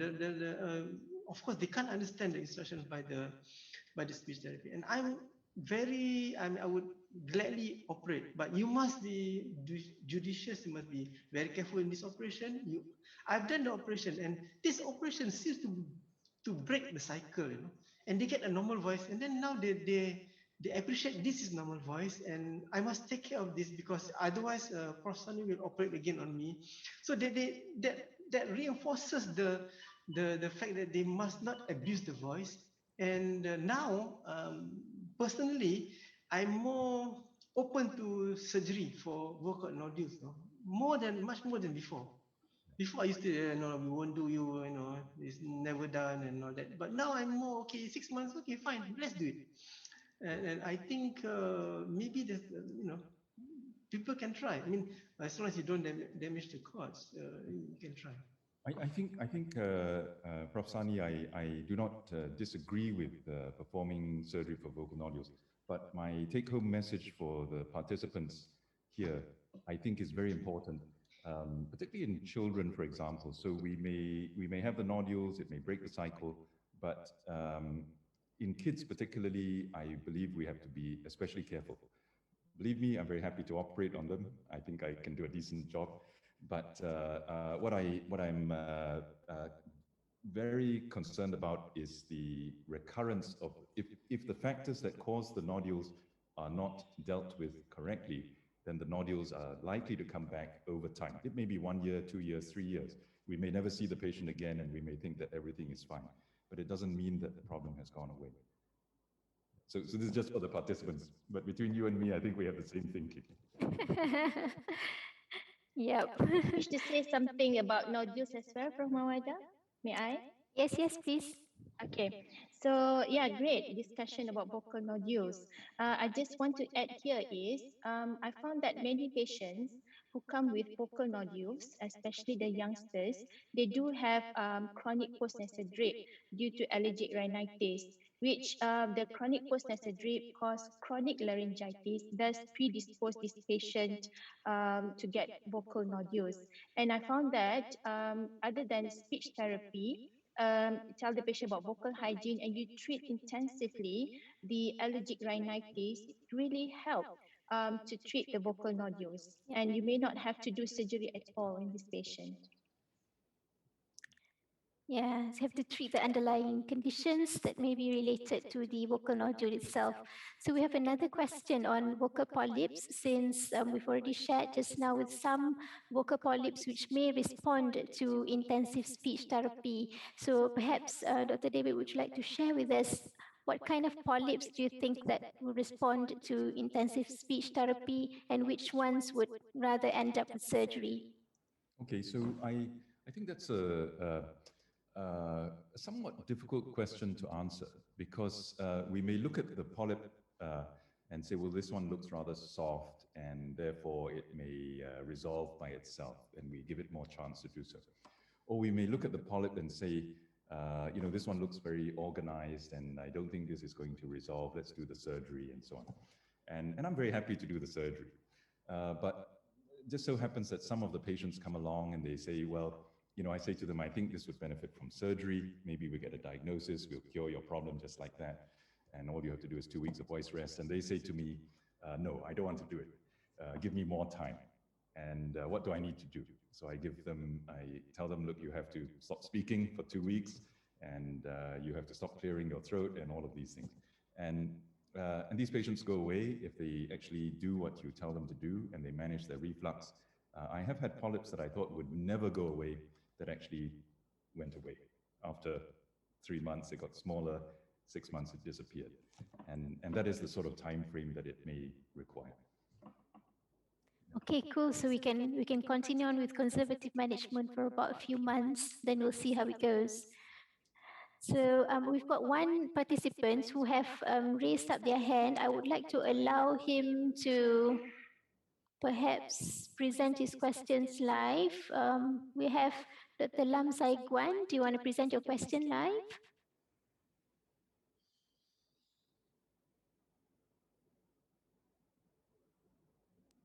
Dr. Lam?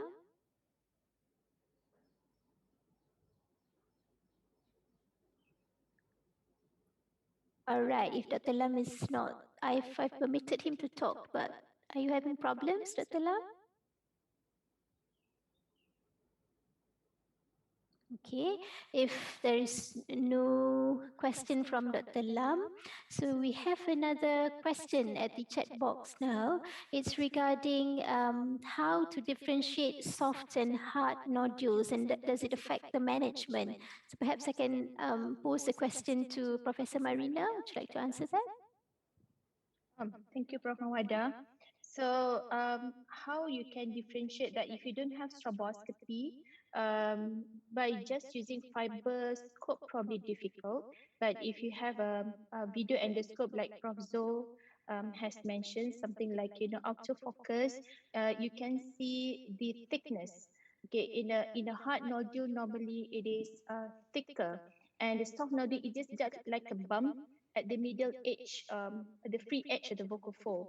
The hard nodule normally it is thicker and probably wider, yeah, compared to the soft nodules. I've seen that in one patient who is a senior. She has soft nodule. We can see like just a little bump, but she can't go high range, and we can see that she tends to get hourglass closure. With speech therapy and then treating her allergic rhinitis, the soft nodule disappear in about 2 or 3 months, and voice rest as well. But another case, a child of 12-year-old who abused his voice a lot and have very bad allergic rhinitis with postnasal drip and a lot of secretion. The nodule is not just at the middle edge of the vocal fold until I think that we may actually dealing with infection because it's like wide and thick bumps at both sides of the vocal fold. And because of that, we took a biopsy with precision technique, of course, to ensure that this is not something else. Okay, and it turns out the HP is nodule, and the site that we have removed, what do you call that, resolved quicker than the opposite side. The opposite side eventually resolved as well with time, with a speech therapy and allergic rhinitis treatment.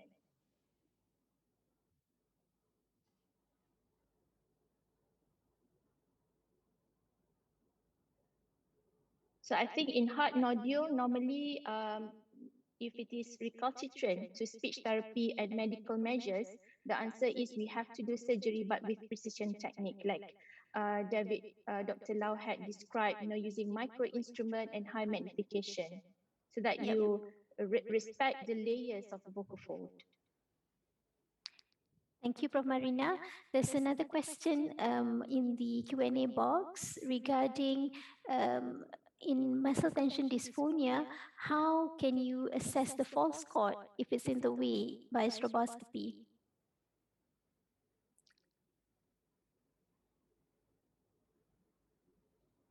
Prof. Marina?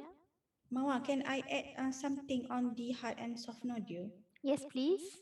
Yes, I want to share regarding the surgery for the nodule using laser.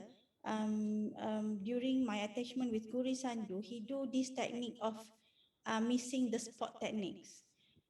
In this technique, you have to use laser, and you start pointing the laser away from the nodule first, and then you just use the laser and just miss at the edge of the nodule and go from medial, you put the is it missing the spot techniques, means that you didn't put the laser directly on the nodule itself, but you start from medial and you go laterally to the nodule. So in that techniques, you actually didn't hit the vocal cord on the nodule itself, but it was a very precise technique. I think it will help, but you need to have laser to do this technique. Yeah, thank you. Sorry. Thank you for the comment. There was another question by the participants just now. It's regarding essential tremor and propranolol.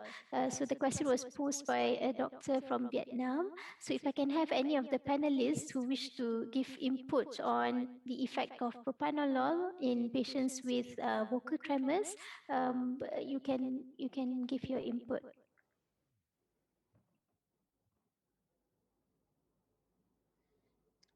Can I give some input first? Yes, please, Dr. David. So I have used propranolol to treat vocal tremors. I have given high doses. I've given, I think, up to 40 milligrams TDS. And patients don't like it. They get very tired. They get a bit hypotensive. And to be honest with you, I have not had huge success with propranolol for the vocal tremors. So it's worth a try for a short period of time, but not typically. I find it doesn't work that well. Yeah, I have one patient with secondary tremors, which is secondary to Parkinson's. She too did not respond to propranolol. In fact, suffered from hypoglycemia from the side effect of the propranolol. So any other panelists would like to give other inputs, perhaps a success story on propranolol? Okay, since there's none, so we would like to conclude the question and answer session for today's webinar. So we will move on to the case discussion. Don't worry, you can still post the questions on the question and answers chat box. We will still respond to your questions, but it's just via texting or just writing up the answer. So we'll move on to the next section of the webinar.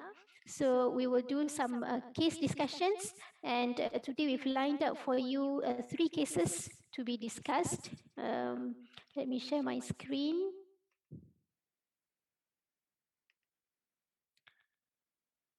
So we'll go to the first case for today. So the first case is a 16-year-old Malay male who developed depression following a voice problem. He was brought initially by the mother, who is a very adamant lady, very disciplined lady. She couldn't accept that the child had voice problem and is not manly according to the mother. Yeah. So this male student developed depression and find himself not enjoying school, and later was uneasy to talk in front of the class. And this was associated with absenteeism for a total duration of 6 months. He was studying in Form 4 back then. So this is his voice. Kampung bersama nenek. Ayah dan mak tinggal di bandar. Abang dan adik saya tinggal di bandar bersama ayah dan mak. Setiap minggu saya dan nenek pergi ke rumah ayah. Jika kami tidak ke bandar, ayah, emak dan adik datang menziarahi kami di kampung. Okay, so perhaps I can have Professor Dr. Masani. I know it's very typical of pubophonia. Prostani has talked about this, but since there are many psychological issues surrounding this patient, what are your pearls or tips in approaching such case? I think first we need to counsel. The mother needs to understand the pathology. Maybe refer the mother and son to counselor, because the mother's support is very important in his recovery. Number two, for pubophonia, usually the management that I've seen is by speech therapists. In Boston, they used laryngeal massage, but I have not seen it done here by the voice therapist, whereby by the time the patient comes up from their session, the neck will be like black and blue altogether, but it actually works. And the voice therapy that is given is intensive. It's not like far away in between sessions. And the patients do well with this intensive voice therapy.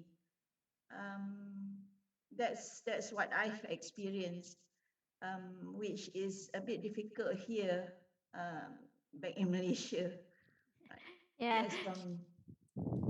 Thank you, Professor Masani. So I think Puan Sharina wants to have a talk. Yes, Puan Sharina. Puan Sharina is our speech language pathologist from Universiti Kebangsaan Malaysia. Just to add on from what Prof. Masani said just now about the intensive, yes, I find that for voice therapy, patient do need to see the minimum once a week, on weekly basis. You can get twice a week to start with, because it involves change in behavior. Yeah, so that's the thing. It's just that sometimes some patients say they have some challenge, but usually what I would do is actually I would tell them this is a commitment. If you're not ready, then you can, maybe we can start off with something, you know, we don't really practice therapy yet. So sometimes patients would delay it a bit, then we would need to start on a weekly basis before do it fortnightly for maintenance.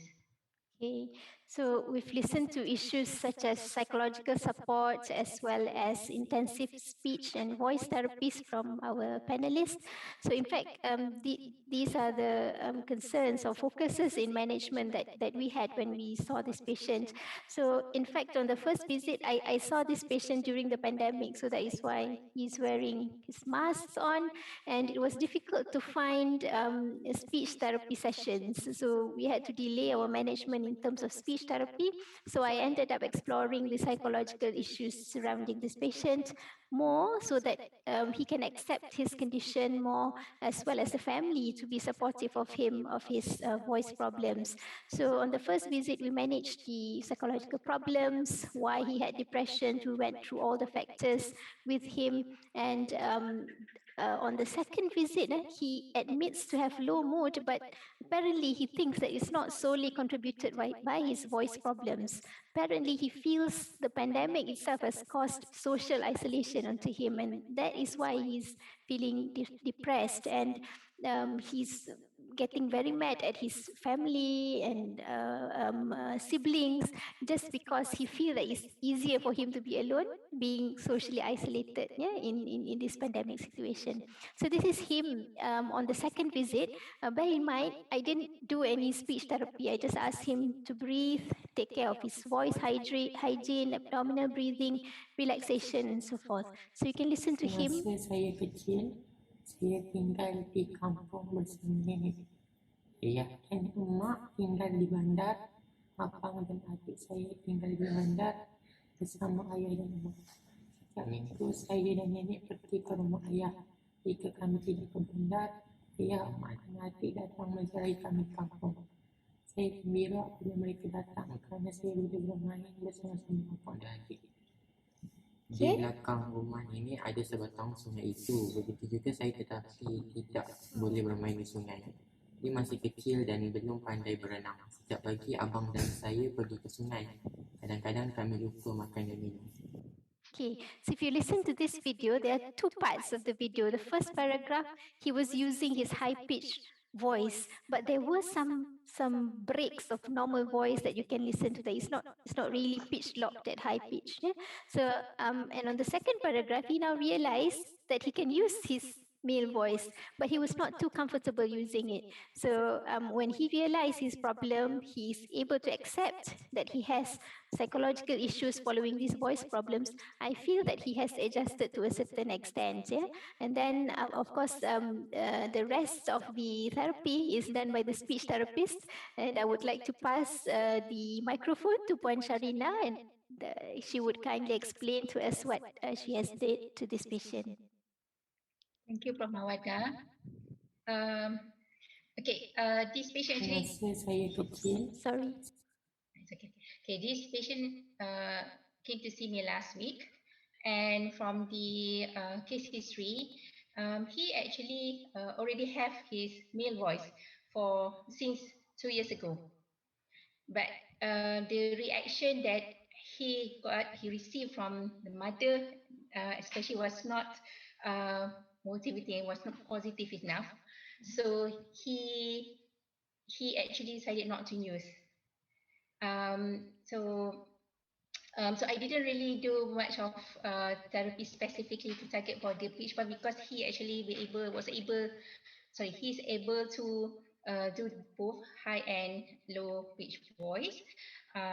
But what we did is actually, the aim is to get him to establish that voice and use. We managed to label both voice, so he was able to identify the high pitch voice associated with a female voice, but he prefers to name it as Ahmad voice, and another one is the second name, and he's able to change. And we talked through and about the situation that he prefers to use first the man voice, and in any situation where he is not ready, then he would actually go back to the old voice. So there's a lot of acceptance in terms of his conflict to get people to recognize him with his new voice, with his man voice, the appropriate voice. He knows that that is the appropriate voice, but because of the acceptance and how people react, because it sees differently, it doesn't fit him personality, because he's a little bit he's actually in the soft side, so he's not comfortable, and he finds sometimes it's a little bit conflict with his personality. So yeah. So I'm going to see. Sharina. Yeah. Sorry, Puan Sharina. I'm going to see him next week. Thanks. So if any of the panelists, the rest of the panelists would like to give comments on this particular case, you're free to do so. My question would to Prof. Sani, because I'm not that good in functional voice disorders. would you categorize this as purely pubophonia or conversion? Yeah. Correct. So we must ask, or we must find out.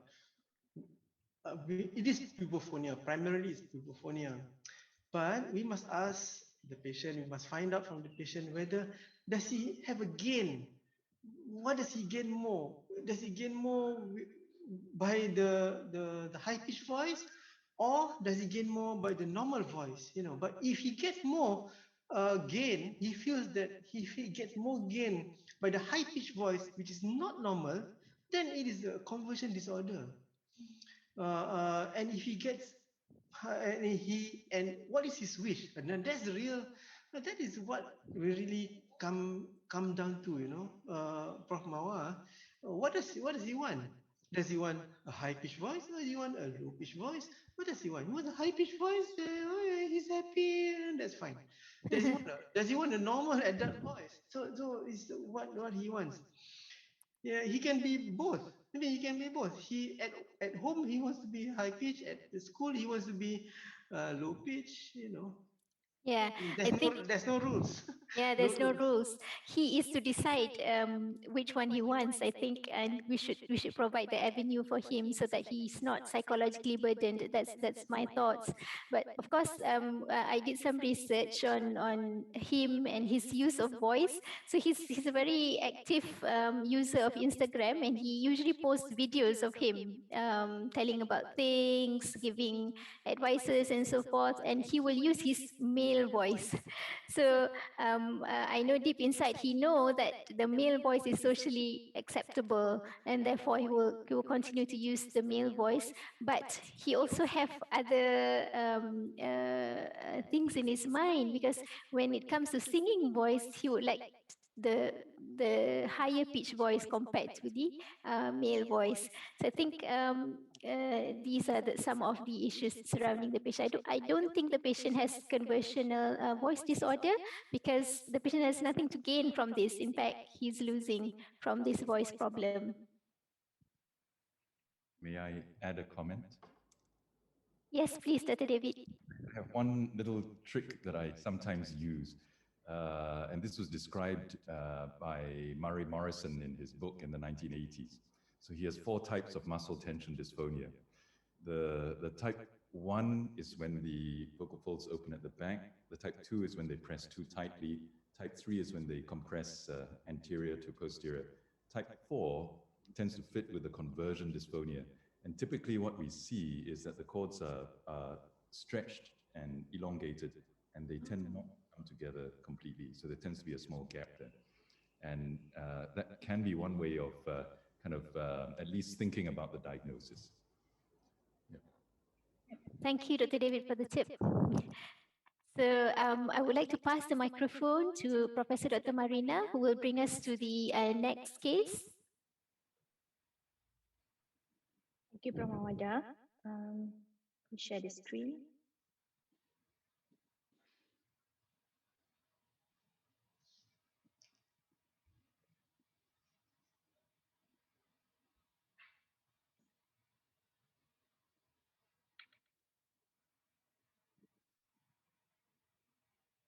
Sorry for the a little bit delay. There's some confusion about my PowerPoint.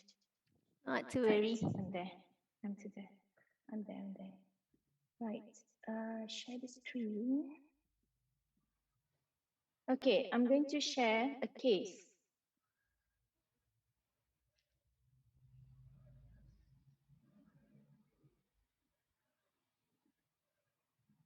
Okay, this is a 25-year-old female, previously healthy, and she complained of sudden onset of dysphonia for 2 weeks. Sudden onset of dysphonia, and she claimed that she had that after watching a K-drama at night. And then the morning when she woke up, her voice becomes severely dysphonic. Otherwise, she doesn't have any other significant history for swallowing or breathing disorder. And there is no shortness of breath. Sorry, Pramawada, can you still hear my voice? Yes, I can hear your voice. Yes, Okay, we can hear you. Sorry, because I can hear that my AirPods is losing the battery. Okay, so and this is actually the second episode when she had this problem of acute onset.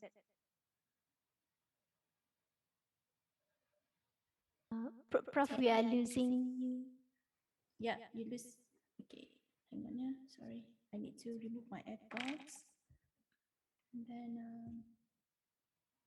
can you hear my voice now? Yes, loud and clear. Okay, so I don't have to use my AirPods then. So she had similar episode 8 months ago, and it lasted for 10 days, and she claimed that it resolved after she was given antibiotic by the GP. And she had multiple history of laryngitis for the past 8 years, and each episode she has to go to the GP, and then symptoms resolve with antibiotics. And she also has some symptoms suggestive of laryngopharyngeal reflux. She worked at the staff nurse, so voice demand is moderate. There's no other significant history like suggestive for any predisposing factors for vocal fold lesions. And this is her past medical history, allergy, nothing is significant. Okay, she's a non-smoker, never consumed alcohol, and this is her voice. Okay. Can you hear the voice, Pramawa? Yes, we can hear the You need to whispery bring voice. your ear to listen, hear her voice.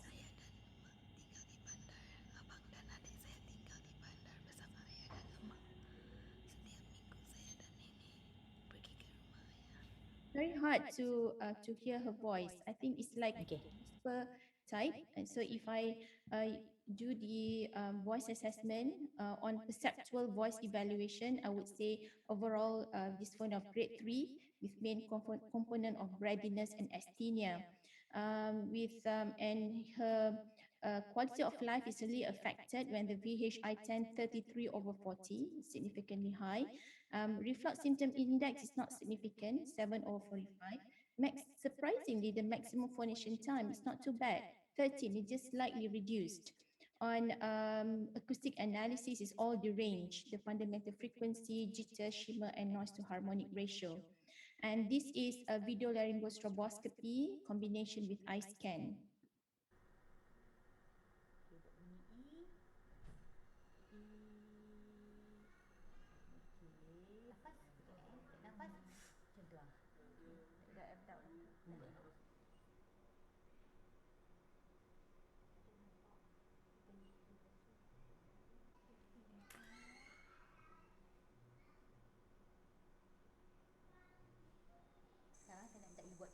And this is a stroboscope.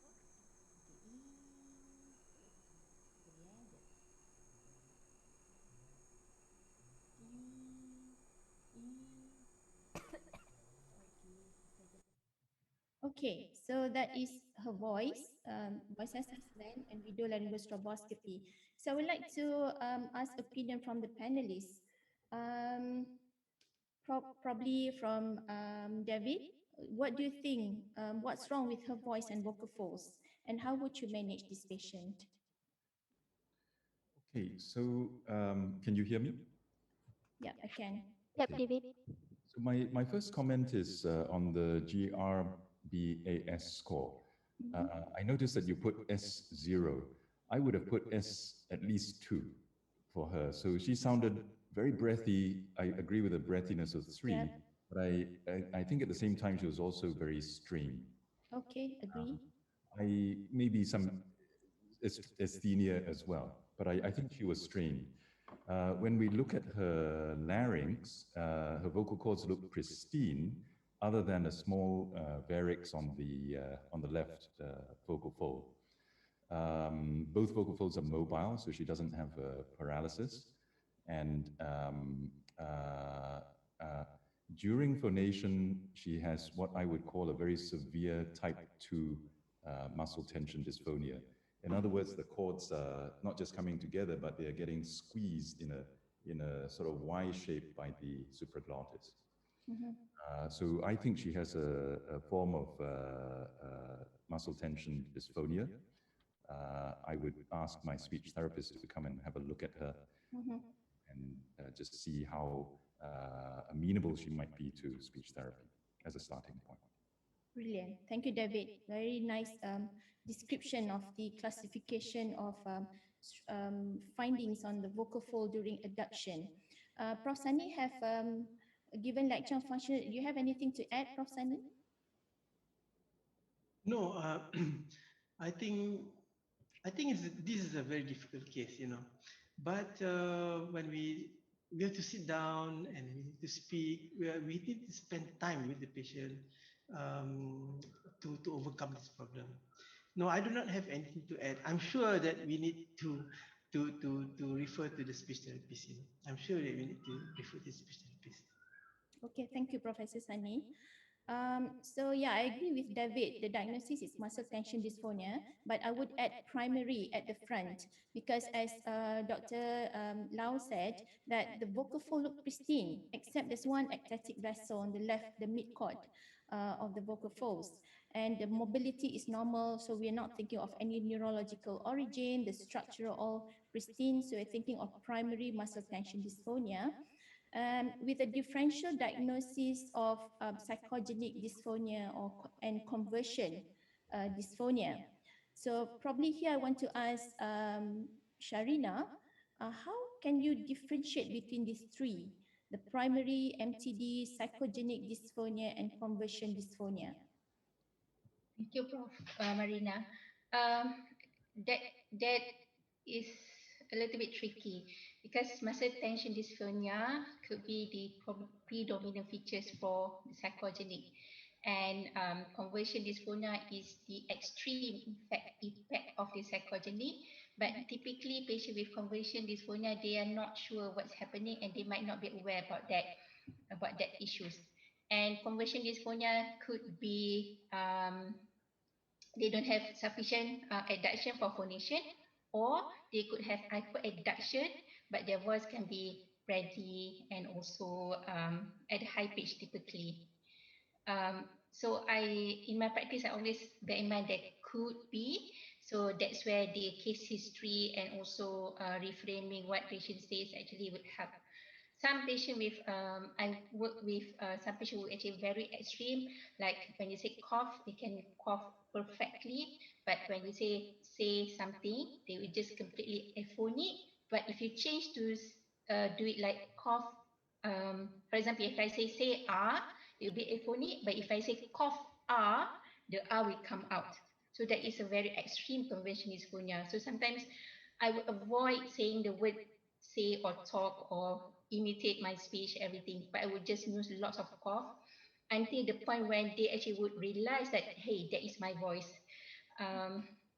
And because it reflects to the earlier presentation of Prosani about the teenager, what I did actually with that teenager was she actually went through the process of doing the two voice, and because she is actually have a strong reaction, negative experience being strangulated, so she actually slowly applying her voice at home, and she has to reorganize cognitively about every environment, because everything happening at home is actually associated with the guy that actually strangulated her.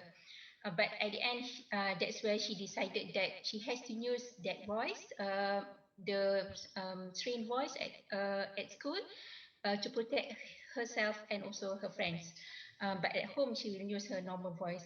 So I guess that's what actually I would do in the therapy, to actually help them to differentiate the two experience so that they can apply it consciously.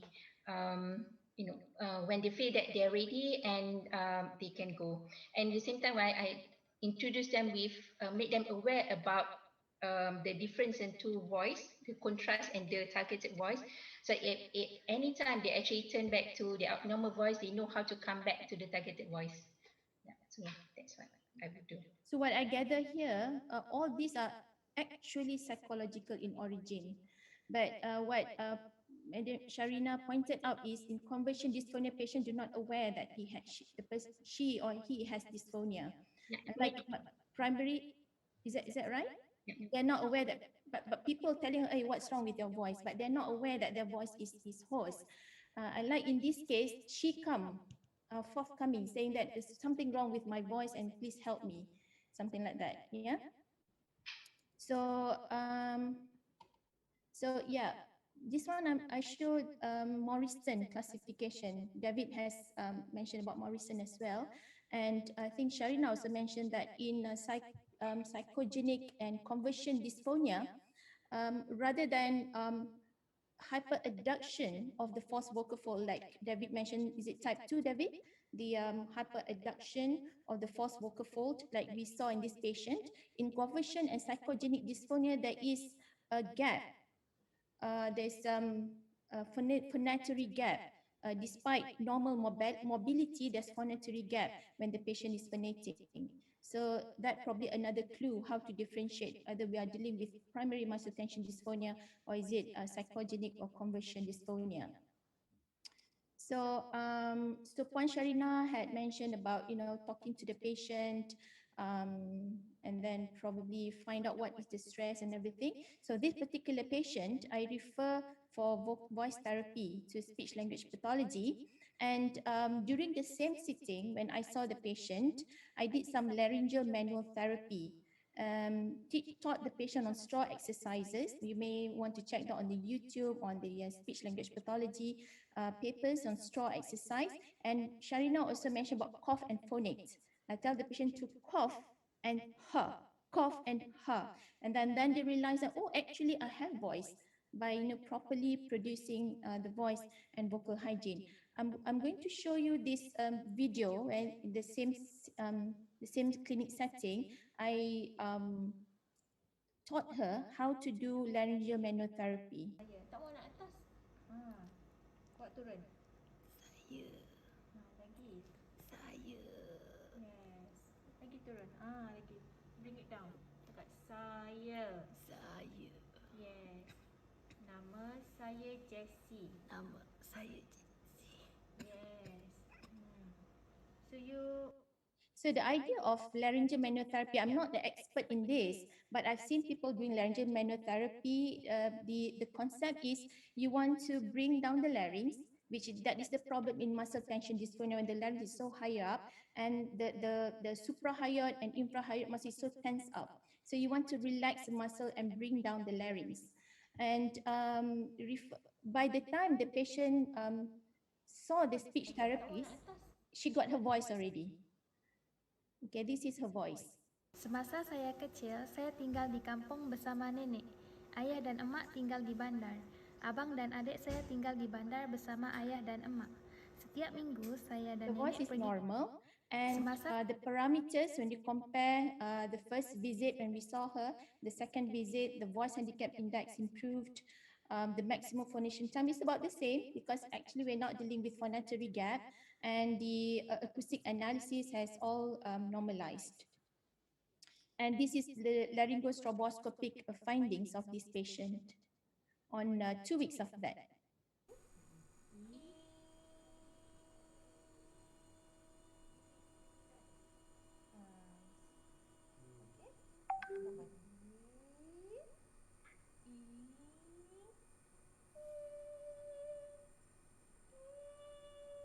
Right. So before I share another case, I would like to give this floor back to Pramawada if there are any input from other panelists. I think we would like to welcome Puan Sharina to give us a short talk on perhaps some of the strategies that she would usually adapt in speech therapy in patients with dysphonia. Okay. Okay. Puan Sharina?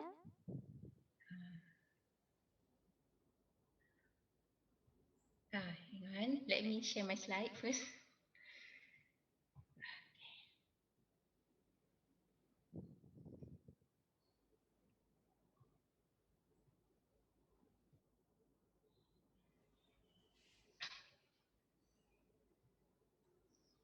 Okay, thank you, Prof. Mawada. I think first of all, we'd like to just get everyone to think about our voice production. We actually have privilege to change our voice according to what we want by changing our vocal whole mass. We can have a thick fold or thin fold. You can shorten it or prolong it to change the frequency. And to be loud, we just need to make sure that we shorten the length of vocal tract, including to take the cricot or the thyroid and cricot to be loud, like like to give command in a big group. So we can do it flexibly if we know how to do it safely, because if we don't do it safe, like even to shout but in inappropriate way, then we can end up by having vocal cord nodule. And for psychological perspective, voice is really our self-image and it can actually reflect emotions. Um, for example, like in other some culture, actually they would expect that a woman should have some kind of falsetto in voice. So if falsetto, to achieve a falsetto voice, we need to have a gap at the posterior. We need to establish a posterior gap. So, and by that way you can use a falsetto voice, just like how I'm doing now. But if the person is actually a teacher, it's not actually functional. So we can choose to use falsetto voice in our day-to-day talk, but to serve a purpose at work, then we need to have a functional voice. So for voice therapy, we really have to think about what is the right voice and which one is actually a functional voice, because sometimes some patients, they do come with the right voice, but it doesn't achieve the needs in the job or in anything that he really wanted to do. So voice therapy is behavioral therapy, and I said to change behavior, it has to do it with a great intensity. It's not only just the frequency of the therapy, but also the practice at home, and that's a challenge actually to present the technique to the patient so that they can follow step by step. It's not just about imitate me or try to do this, because it may end up doing it incorrectly. And of course, another challenge I would say is actually to find the correct diagnosis, because what we see from the scope with the ENT, sometimes it doesn't really tell us the exact story, especially for those patients who have psychological underlying. And the psychological underlying could contribute to the voice, or the psychological underlying is actually the result of the voice disorder.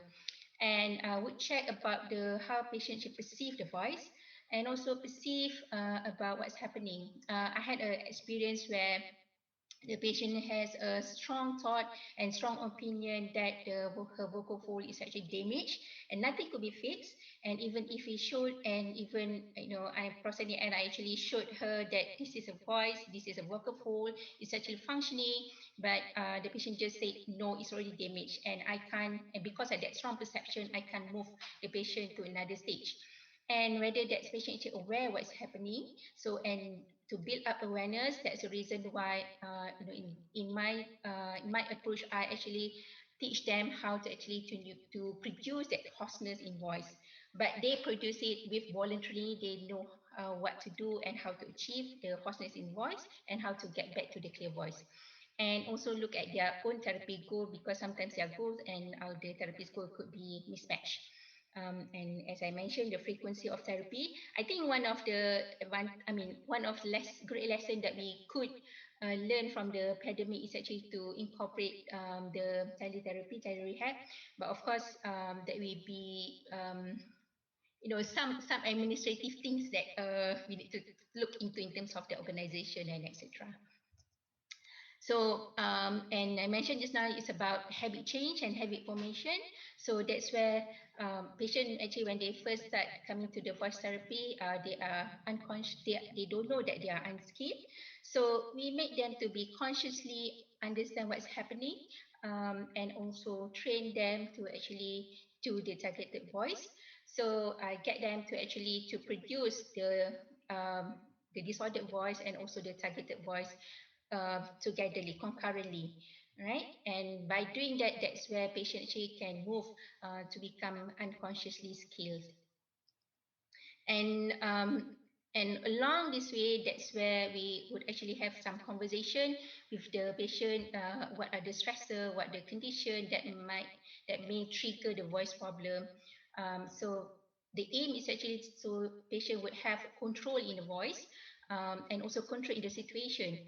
So we try to actually prevent relapse. And I find it a little bit challenge if there's strong psychological things, because some patients, they do need help from the psychiatrist or counselor, but the challenge to actually dealing with the perception. I had experience where a teacher actually came, and she actually sounded very loud. She always talk in loud.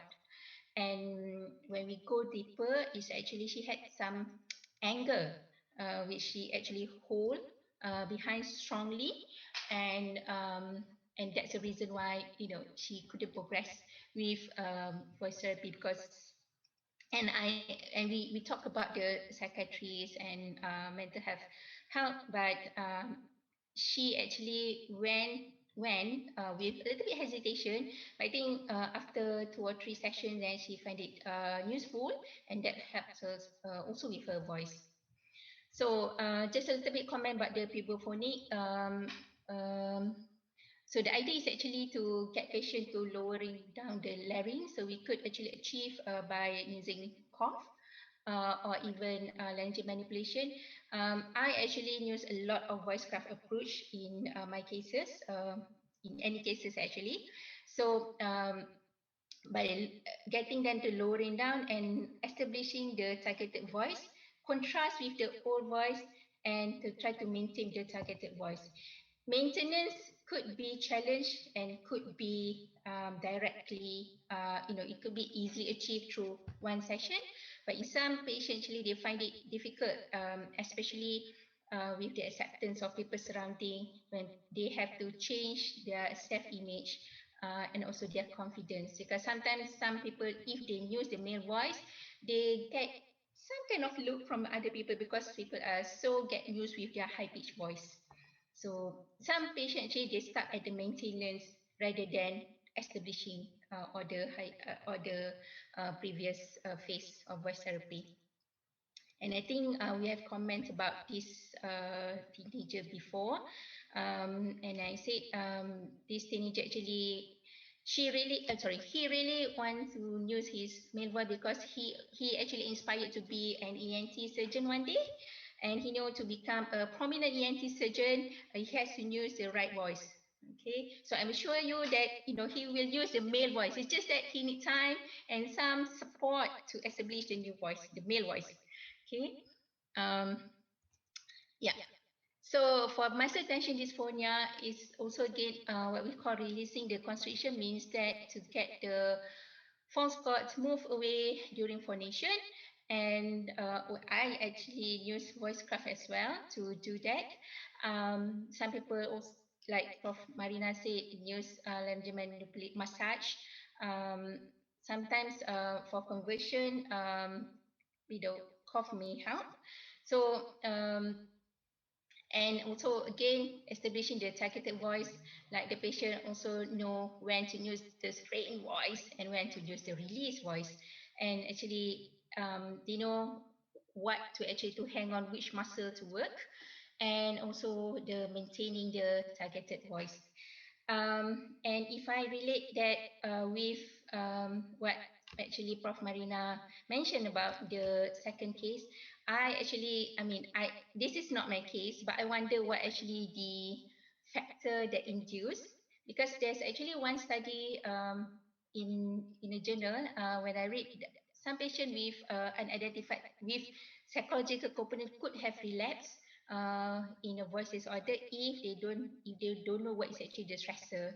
So I suppose that's when I actually do voice therapy, that's a part of work that I would do. It's just not about voice, but it's actually to help them to think about the stressor, what factors actually would affect the voice, how would they undo it, and how would they actually move on.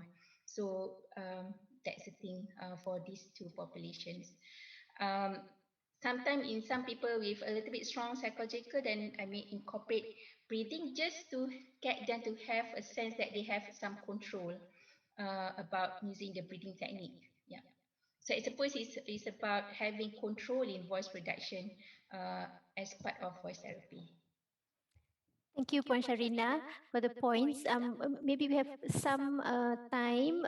Puan Sharina, there was a question in the Q&A box regarding some of the strategies that you may employ in voice therapies in patients with a vocal nodule.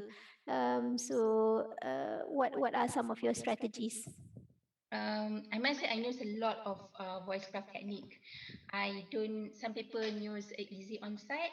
I find it a little bit hard because sometimes patient will end up using,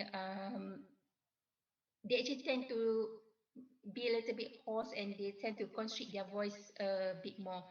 And I must say the reason why I like voice craft and I use a lot because it teach patient how to do it in sequence and how to differentiate. So I'm a strong voice craft advocator. I mean, I'm user. And Everything's about voice craft and including my own voice. So I use a lot of voice craft. Yeah. Thank you. There are things I might do just to get patient to have some sense that he is actually able to control and have a control about the voice. But that is actually just it's not targeted to for the voice nodule, but it's actually targeted to get patient to have some sense of control in terms of voice production. Okay, and there was another question regarding speak during inhalation. Does it help in patients with constrictions in muscle tension dysphonia? I never applied it. I'm not sure it may, but I don't have experience of using inhalation. Thank you, Puan Sharina. So I think I will pass the microphone to Professor Marina because we are behind time. So we will quickly conclude with the next case. Thank you, Prof. Mawada. I'm going to share another case. Can you hear my voice? I'm using my AirPods now. Yes. Okay, thank you. So this is a 32-year-old male, previously healthy, but complained of hoarseness since 12-year-old. So like when she was young, he has already have hoarseness, and he had history of vocal cord surgery done elsewhere 10 years ago. Was told that there's no malignancy, but since the operation, the hoarseness persists. There's no improvement. He had no swallowing or breathing issues, and no history of TB contacts. Denied LPR symptoms. He has high vocal demand occupation. He works as a priest, and there was no family history of malignancy. Otherwise, other history is nil or significant, and he is also a non-smoker, a non-alcohol consumer. This is his voice. Semasa saya kecil, saya tinggal di kampung bersama nenek. Ayah dan Emma tinggal di bandar. Abang dan adik saya tinggal di bandar bersama ayah dan Emma. Setiap minggu saya dan nenek pergi ke rumah ayah. Jika kami tidak ke bandar, ayah, Emma, abang dan adik datang menjarahi kami di kampung. Okay, so that is his voice. Probably I play the video stroboscopy, the laryngology, the scope findings first, then I ask opinion from the panelists because we run out of the time. So this is the evaluation. Of course, the GRBAS is subjective in nature, like we discussed with Dr. Lau just now. Like he thinks that there's strain, okay, and then I agree with that. So for this patient, I think he has overall dysphonia of grade 3, and the main component is roughness, and there's some breathiness as well. His voice handicap index is high, 33/40. The reflux symptom index is negative, is not significant, and the maximum phonation time is slightly reduced for male. And however, for the acoustic analysis, whenever he say he can produce quite a stable voice. Therefore, the acoustic parameters is quite normal. Despite perceptually we can hear that the voice is abnormal. And this is the video laryngostroboscopic findings together with eye scan.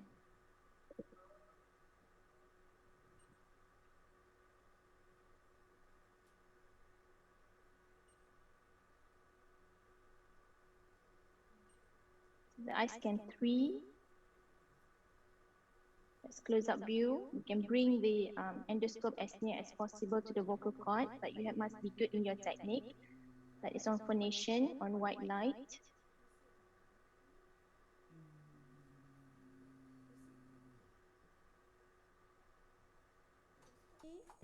And now I'm on stroboscopy. Okay. Changi. And you can combine the stroboscopy with eye scan. That would enhance if there's any inferior surface lesion that can bring up during the phonation.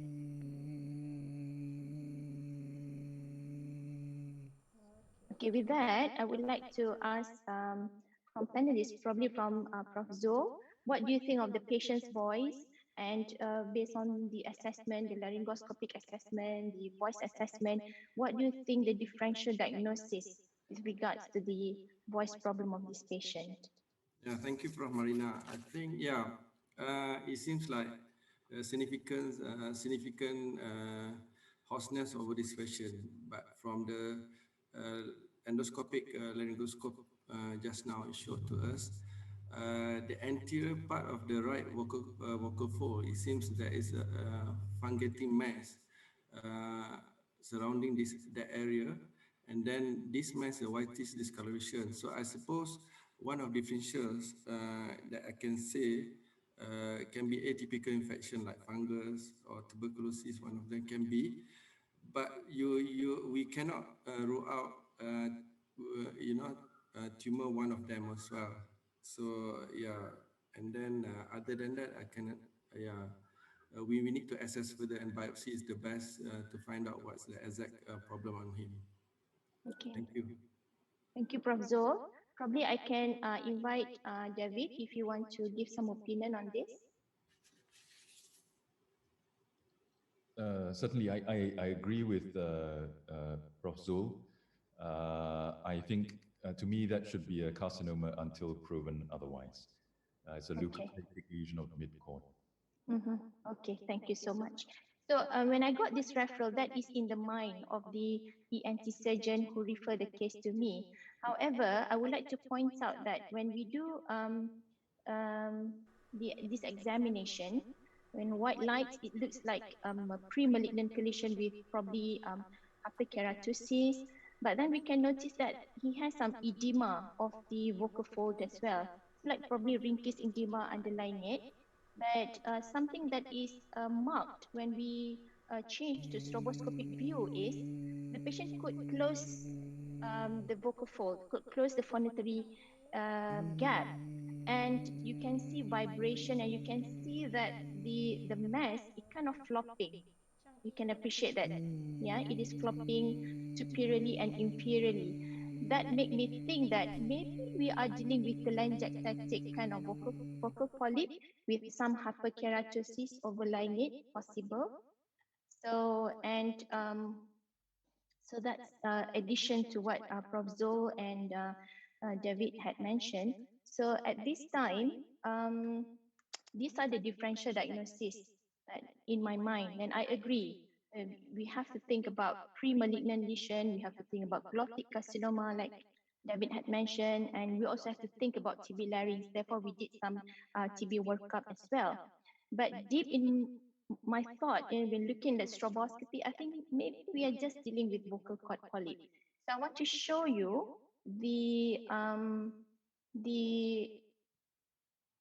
okay, before I show you what we found intraoperatively, this is something like pertinent within this webinar with regards to the instrument that we use when we want to perform endolaryngeal microsurgery. David had pointed out a lot of salient points in his lecture, and he mentioned about 1 millimeter instrument.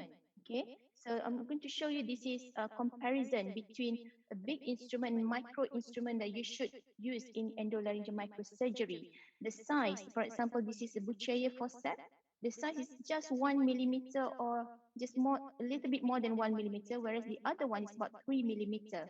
So you should use the small one if you are doing any vocal polyp surgery, vocal nodule surgery, any precision surgery. So size matters, yeah, when we choose instrument in performing the surgery.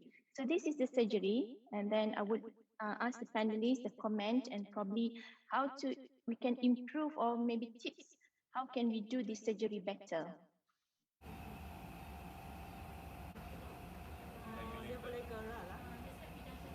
We use ball probe because it's hard to hold the mesh with Bucheya forceps. This is too big. And we can see the stalk. And now we're doing hydrodissection.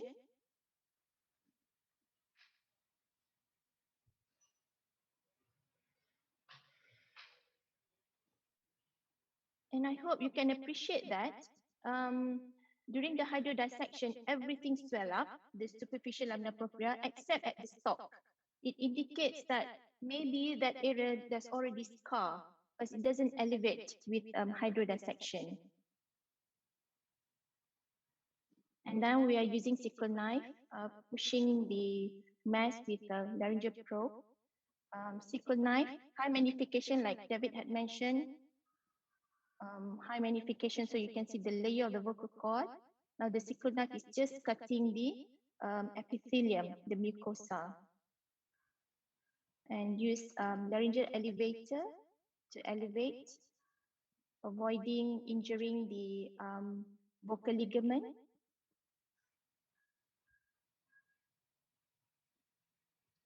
And there's a lot of bleeding because there's a lot of dilated vessels.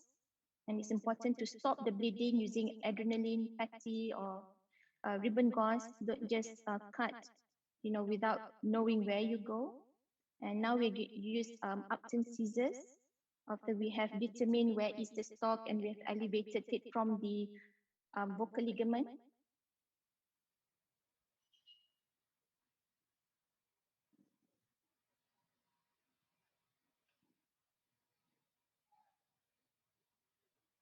There's a lot of bleeding.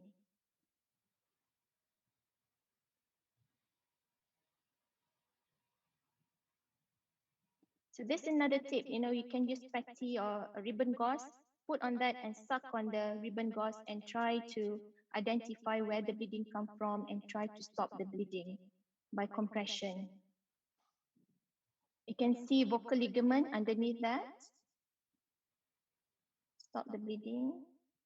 Then hold the flap that you have raised and use Upton scissors to cut the rest.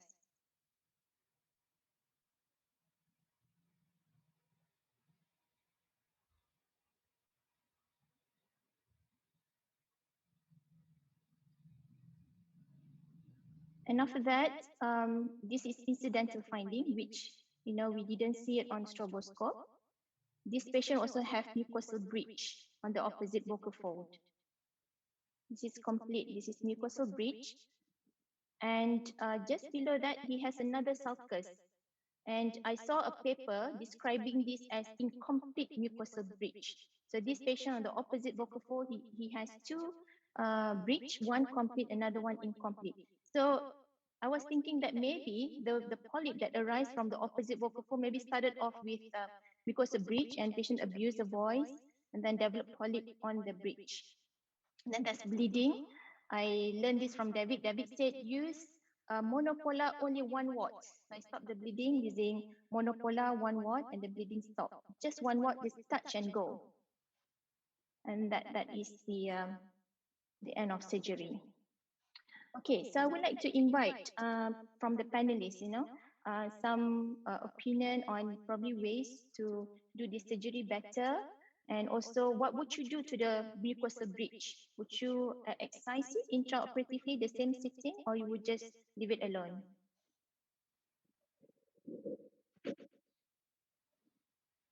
Maybe Prof. Sani or Prof. Zul or David or Prof. Masani? Yeah.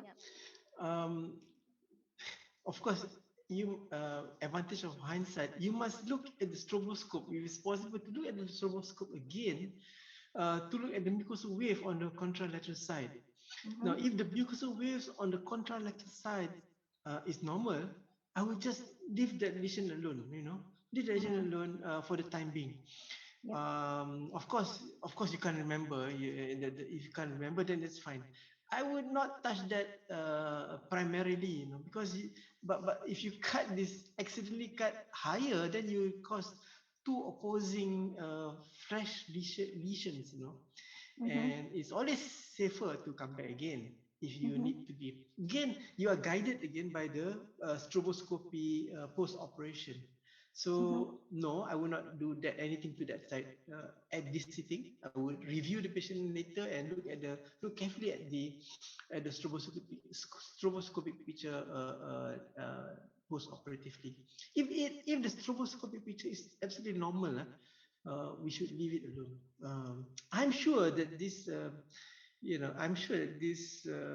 operation will give a tremendous improvement of the voice, and therefore the patient will much appreciate it. I don't think he wants another surgery, but everything again depends on what happens after this operation. I would like to tell this the audience, in such cases when you do this kind of fine surgery, do not forget PPI post-operatively, because not because of anything, because when you do this surgery, if you get reflux, even one acid reflux in a day, a post-operation, it will affect the results. So I think we should give the patient PPI after the operation. It's just a reminder to what I'm sure we all do that.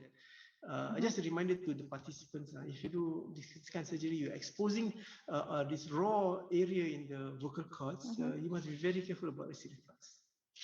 Thank you. Yeah, I agree with Prof. Sani.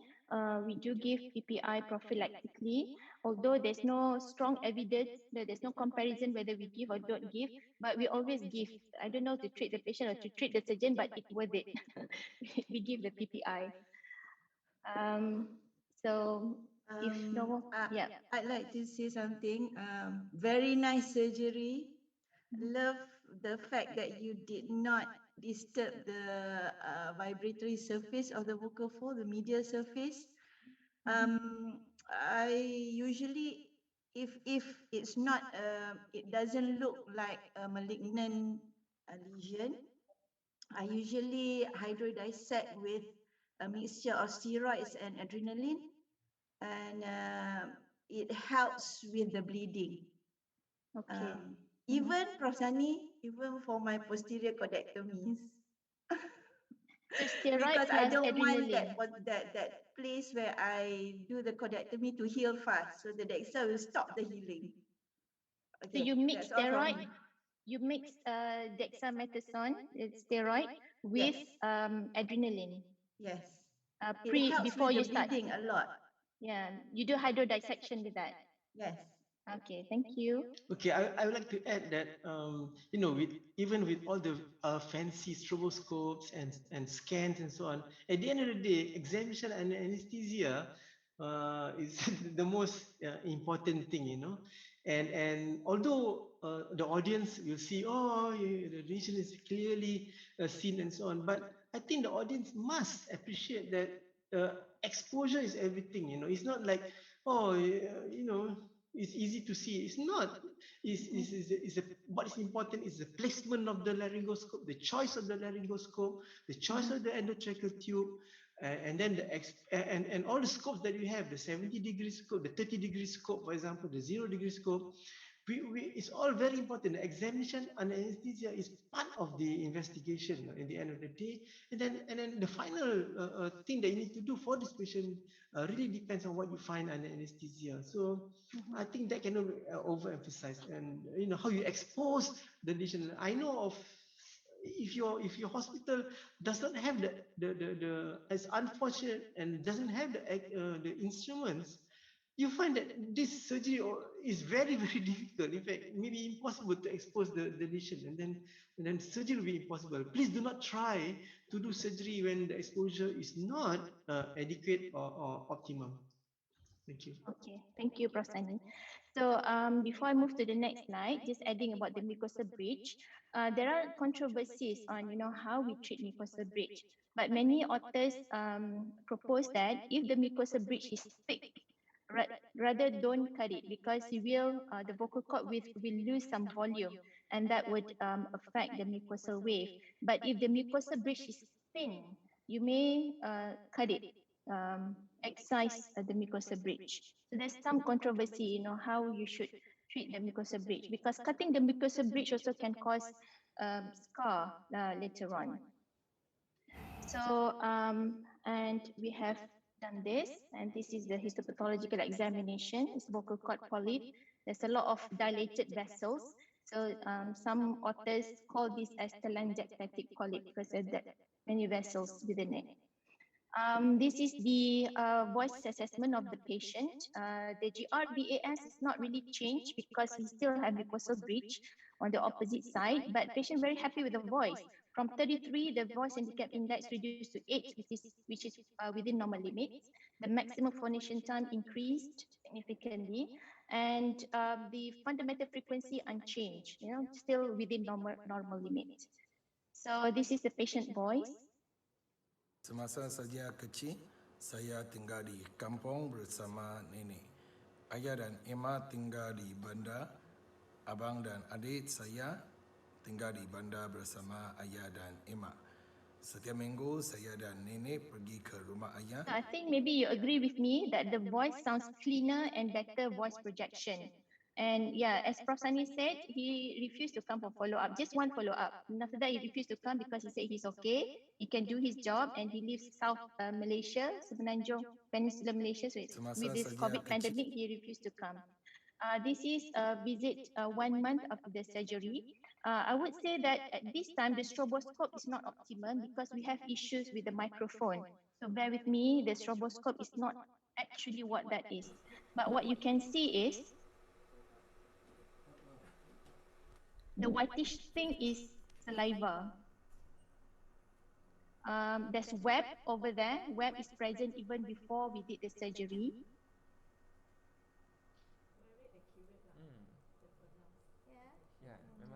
And then, so we use eye scan. So that is the stroboscope. We can appreciate that there's vibrating segment over the site that we have done the surgery, but this stroboscope is not optimum because we have problem with the microphone at that time. Okay, so it is vibrating, but the mucosal wave looks asymmetrical. All right, thank you so much. He has severe reflux, no? You can He see has, the, yeah. yeah. So yeah, he is on PPI as well.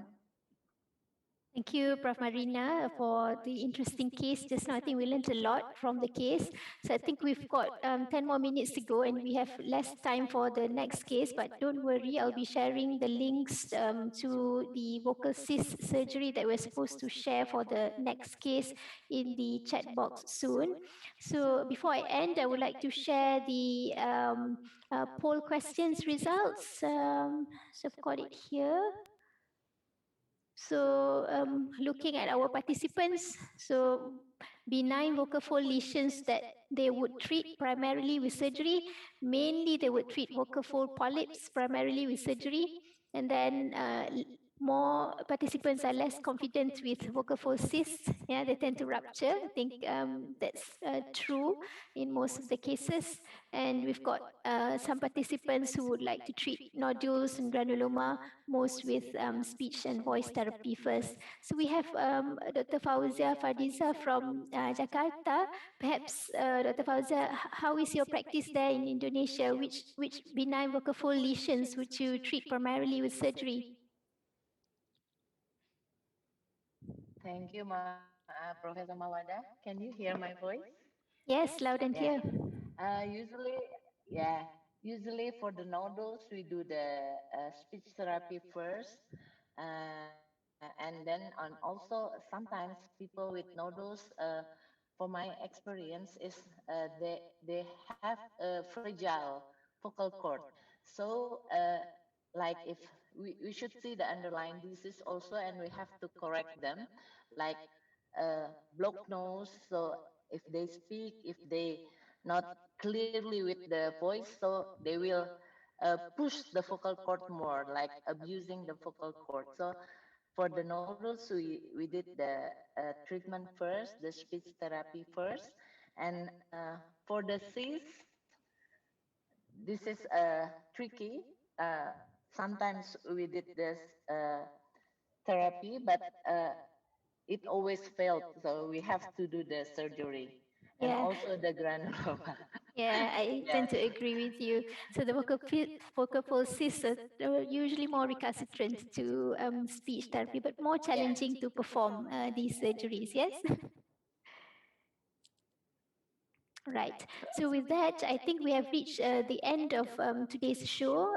Before we end the webinar, I would like to thank the excellent speakers and panelists who have contributed towards this webinar in today's discussion.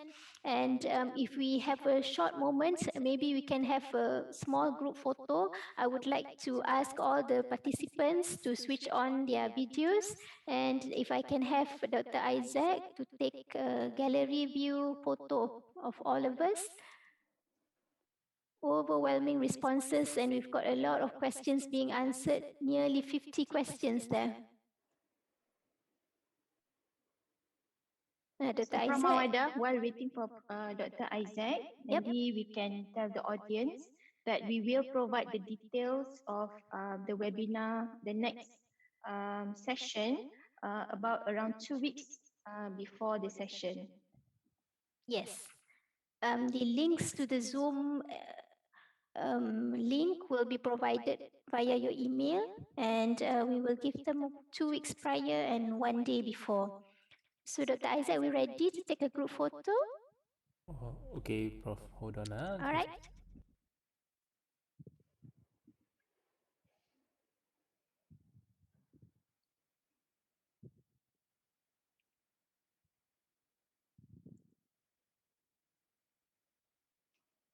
Okay, Prof, can you stop share screen? All right. I smile for quite some time already. As usual.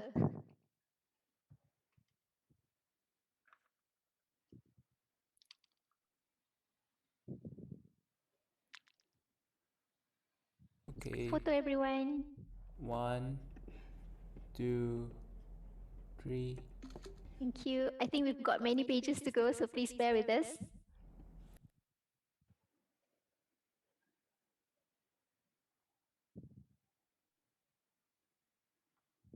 One, two, three.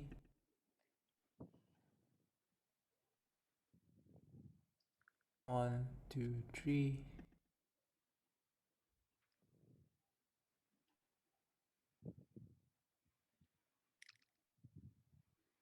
One, two, three.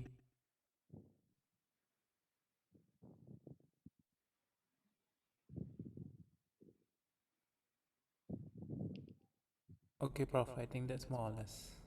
Thank you, Dr. Isaac. So, From just to say some acknowledgement Yes. to the registrars who are helping me with the preparation of the case discussion slide and taking video of the operation. Dr. Tan Sweeting, Dr. Eliana, Dr. Irfan, and many other registrars who have been helping a lot. Thank you. So thank you everyone, and do tune in to our next event, which will take place on the 17th of March 2021, and we will be doing neurolaryngology topics, and the moderator for the next session will be Dr. Nick Fariza.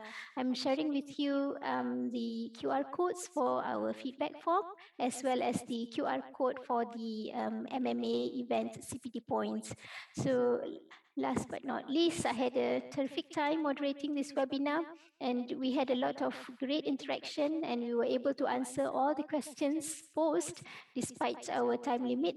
Till we meet again in the next webinar, stay safe everyone, and thank you.